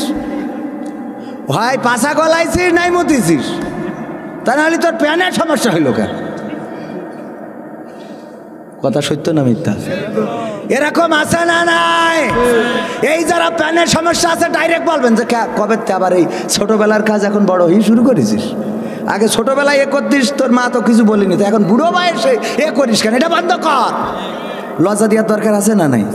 কিন্তু এত লজ্জা দিলেও লজ্জা পায় না। আমার আব্বা বলতো, একবার এক হিন্দু টিচার আর এক মুসলমান টিচার দুইজন বসে রোজার মাসে চা মারতেছে। হিন্দু বলতেছে তুইও যা, আমিও তা, জাল যাবো যা, তা যাবো তা। বলছে তো থাবাই দাঁত খুলি দেবো। শালা তুই হিন্দু, কোনোদিন আগাটাও কাটিস নি, আর তুই আমার বলিস যে তুইও যা আমিও তা। তা বলছে দোস্ত রাগ করিস নে, দেখ আমি আজকে একটা জিনিস মনে হইলো আমার, যে দোস্ত হিসেবে তুইও যা আমিও তা, এই জন্য আমি বলে ফেলেছি। তুই যা আমি তা মানে ওই এত বড় কথা তুই আবার বলতেছিস, তোর জিভা কেটে ফেলাবো, আমি মুসলমানের সন্তান। হিন্দু স্যার বলতেছে দেখ আমি তোর বুঝাই দিই, এই রোজার মাস, এই রোজার মাসে তুই যে স্কুলের মাস্টার, আমি সেই স্কুলের মাস্টার, দুইজনই সমান। তোর বেতনের স্কেল, তোর বেতনের স্কেল যা আমারও তাই, একই দুইজনের স্কেল, একই সমানে বেতন পায়। এই রোজার মাস ফজরের নামাজ তুইও পড়িস নি, আমিও পড়িনি, জহরের নামাজও পড়িস নি, আমিও পড়িনি। এই যে চা মারতেছিস আমিও মারতেছি, কথা কয় না? তোর মুখে দাড়ি নেই, আমার মুখেও নেই। তুইও মসজিদে যাইস নে, আমিও মসজিদে যাই নে, বরং আমি হিসেব করে দেখেছি তোর থেকে আমি ভালো, কারণ আমার পুজোর সময় আমি পুজো করি, আর তোর নামাজের সময় তুই নামাজ পড়িস নে, বরং আমাদের পুজোর সময় এসে বলিস ধর্ম যার যার, জিলেপি সবার। কে? তুই আমার থেকেও খারাপ, রাগ করিস নে, তোর যা বলছি তুই বুঝে দেখ। তোদের জন্য আমাদের পুজোটাও ঠিক মতো হয় না, তোদের জন্য আমাদের বউ ভালো করে সাজ দিও পারে না। তোরা তো ঠাকুর দেখতে যাইস না, দেখতে যাইস আমাদের বোর। যুবক আছে না নাই? ওখানে যাই ভিড় করে, কার মেয়ে কত সুন্দরী, কোন বৌদি কত ভালো। ওরে বৌদি তাকাই দেখ। আমার এক দোস্ত আছে হিন্দু ক্লাসমেট, বললো দোস্ত তোকে জন্য কি আমরা পুজো করেও শান্তি পাবো না? আমি বললাম কেন এমন কথা বলছিস কেন, তোদের কি মূর্তির গায়ে আঘাত করিস নাকি, তোর মূর্তি ভেঙে দিস নাকি আমরা? বলছে না দোস্ত, ওরে মরা মূর্তি, আমাদের যে দেবতা ও তো আমরা নিজেরাই ডুবাই, কিন্তু আমাদের যে ক্ষতি হয় ওই মূর্তির সামনে যে একটু ভগবানের ডাকি, সে ভগবানের ডাকার জন্য আমাদের বউটাও কায়দা করে সাজা লাগে। সেই যে গুজে যখন নিয়ে যায় তখন তোকের এই মুসলমানেরা এসে আমাদের বউকে দেখি এমনভাবে তাকায় মনে হয় খেয়ে নেবে। কথা কয় না? আছে না নাই? এই সংখ্যা শুধু আছে না, পুজোর সময় আসলে অনেকেই বলে যাচ্ছেন যখন দেবতার কাছে আমার কথাটাও একটু কবে, বলে না? বলে না? বলবেন যখন আমার নামটাও একটু বইলেন। এই কথা বলা যাবে? হিন্দুরা তাদের মূর্তিকে পূজা করুক, এই বাংলাদেশে একটা মন্দিরে একটার জায়গায় 100টা মূর্তি বানাবে, কোনো মুসলমানের আপত্তি নাই, কিন্তু কোনো মুসলমান হিন্দুদের পূজা মণ্ডপে যেতে পারে না। তবে হ্যাঁ, যদি দায়িত্ব থাকে সে যেতে পারে। একজন এমপি, একজন মন্ত্রী, একজন কাউন্সিলর, একজন মেম্বার, চেয়ারম্যান, তার দায়িত্ব আছে হিন্দুদের পূজা মন্দিরে যাবে, তাদের খোঁজ খবর নেওয়ার জন্য, তাদের সহযোগিতা করার জন্য, তাদের দেয়া বাজেট তাদেরকে বুঝে দেবে। কিন্তু এই কথা বলতে পারবে না যে আমি চেয়ারম্যান সাহেব, আমি তোমাদের মন্দিরে এসে 100 টাকা দিলাম, 5000 টাকা দিলাম, 5 লাখ টাকা দিলাম, একটু দেবতার কাছে আমার নামটা বলি রেখো যেন দেবতা আমার পার করি নাই। বলা যাবে? এই যদি বলেন ইমান থাকবে? ইমান তো থাকবে না। আপনি শিরক করেছেন, শিরকের গুনাহ কখনো ক্ষমা হবে? মুসলমানদের বেহাল দশা। আমি উদাহরণ দিতে যেয়ে বলি মাঝে মাঝে যে একজন হিন্দু আর একজন মুসলমান তর্ক বাঁধাইছে। হিন্দু বলতেছে আমার ভগবান বড়, আর মুসলমান বলতেছে আমার আল্লাহ বড়। দুইজনে ঠুলোঠুলি বেঁধে গেছে। এইবার মুসলমান কৌশল করে বলছে ঠিক আছে, তোমার আল্লাহ যদি বড় হয় চলো ওই জায়গায় যে পাহাড়টা আছে ওই পাহাড়ে উঠে আমরা ঝাঁপ দেবো, যার আল্লাহ বা ভগবান বড় সে বেশি থাকবে। হিন্দু বলছে ওকে আমি রাজি, চলো হাঁটো। উঠেছে দুইজন পাহাড়ের পরে, উঠে মুসলমানের টার্গেট ছিল যে ওর বুঝ সুজ দিয়ে ওর আগে ঝাঁপ দিয়ে হবে, দিলি ও যদি মরিয়ে যায় তাহলে এর তো আর ঝাঁপ দেওয়া লাগবে না। এই জন্যই ও উঠে নিয়ে যে বলছে তুমি ঝাঁপ দাও, হিন্দু বলছে তুমি আমার ডেকে নিলে তুমি আগে দাও, ও বলছে তুমি আগে দাও, তুমি আগে দাও, তুমি আগে দাও, তুমি আগে দাও। এই তর্ক করতে করতে মুসলমান বলছে তোর যদি তোর ভগবান এত বড় হয় তা তুই ঝাঁপ দে, তুই তো এত ভয় কেন তোর? হিন্দুর মনে একটা শিহরণ, আমার ভগবান তো বড়, যা আমি ঝাঁপ দেবো। ঝাঁপ দেওয়ার সবাই বলতেছে ভগবান তুমি আমার রক্ষা করো বলি ঝাঁপ দিয়েছে, দিয়ে ঠিকঠাক আছে। বলছে দেখো আইসু, এ তো মুসলমান তো চিন্তায় পড়ে গেছে, আয় হাই এ তো ভগবানের নাম নিয়েই বেঁচে গেল, তাহলে কি আল্লাহ খাটো নাকি? এই নিয়ে টেনশন। এইবার মানে কোন দিকে যাবে, আল্লাহরে বলবে না ভগবান রে বলবে? দেখলো ও যেহেতু বেঁচে গেছে ভগবানের নাম নিয়ে, তাহলে আমি আর কি করব? ও বলতেছে আল্লাহ তুমি যদি না পারো ভগবান তুমি রক্ষা করো, বলি দেশে ঝাঁপ। বাঁচবে? বাঁচবে? উদাহরণ দিতে বলি যে ভাইজানে জিজ্ঞেস করিস, এই যে পুলিশ এসে ধরছে সব করে, জিজ্ঞেস করিস তুমি কোন দল করো? তা বলছে আমি বাংলাদেশ আওয়ামী লীগ করি। আচ্ছা তাহলে ঠিক আছে, তুমি? তা বলছে আমি সত্যি কথা, আমি মিথ্যে কথা বলবো না, আমি জিয়া পরিবারের সাথে আমি বেইমানি করবো না, আমি বাংলাদেশ জাতীয়তাবাদী দল করি। মাঝখানে আওয়াজ জিজ্ঞেস করিস, তা আমি বলছি যে আসলে মেন কথা হলো দেখলাম যে কোনটি দিয়ে আসলে বাঁচা যায়। আমি বললাম যে আমি বাংলাদেশ আওয়ামী জাতীয়তাবাদী জামাত ইসলাম করি, বাংলাদেশ আওয়ামী জাতীয়তাবাদী জামাত ইসলাম। দেই কোনটাই ঘাটে খেলা হবে, আমি বলি খেলা হবে, কিন্তু সেটা হবে কোরআনকে সাথে নিয়ে, কোরআনের পক্ষে খেলা হবে। কোরআন কোরআনের মাহফিল হবে, এগুলো বন্ধ করা যাবে না। জলে জলে জ্বলে লাভ নাই, কোরআনের মাহফিল হয়েই যাবে। ঠিক আছে তো ইনশাআল্লাহ।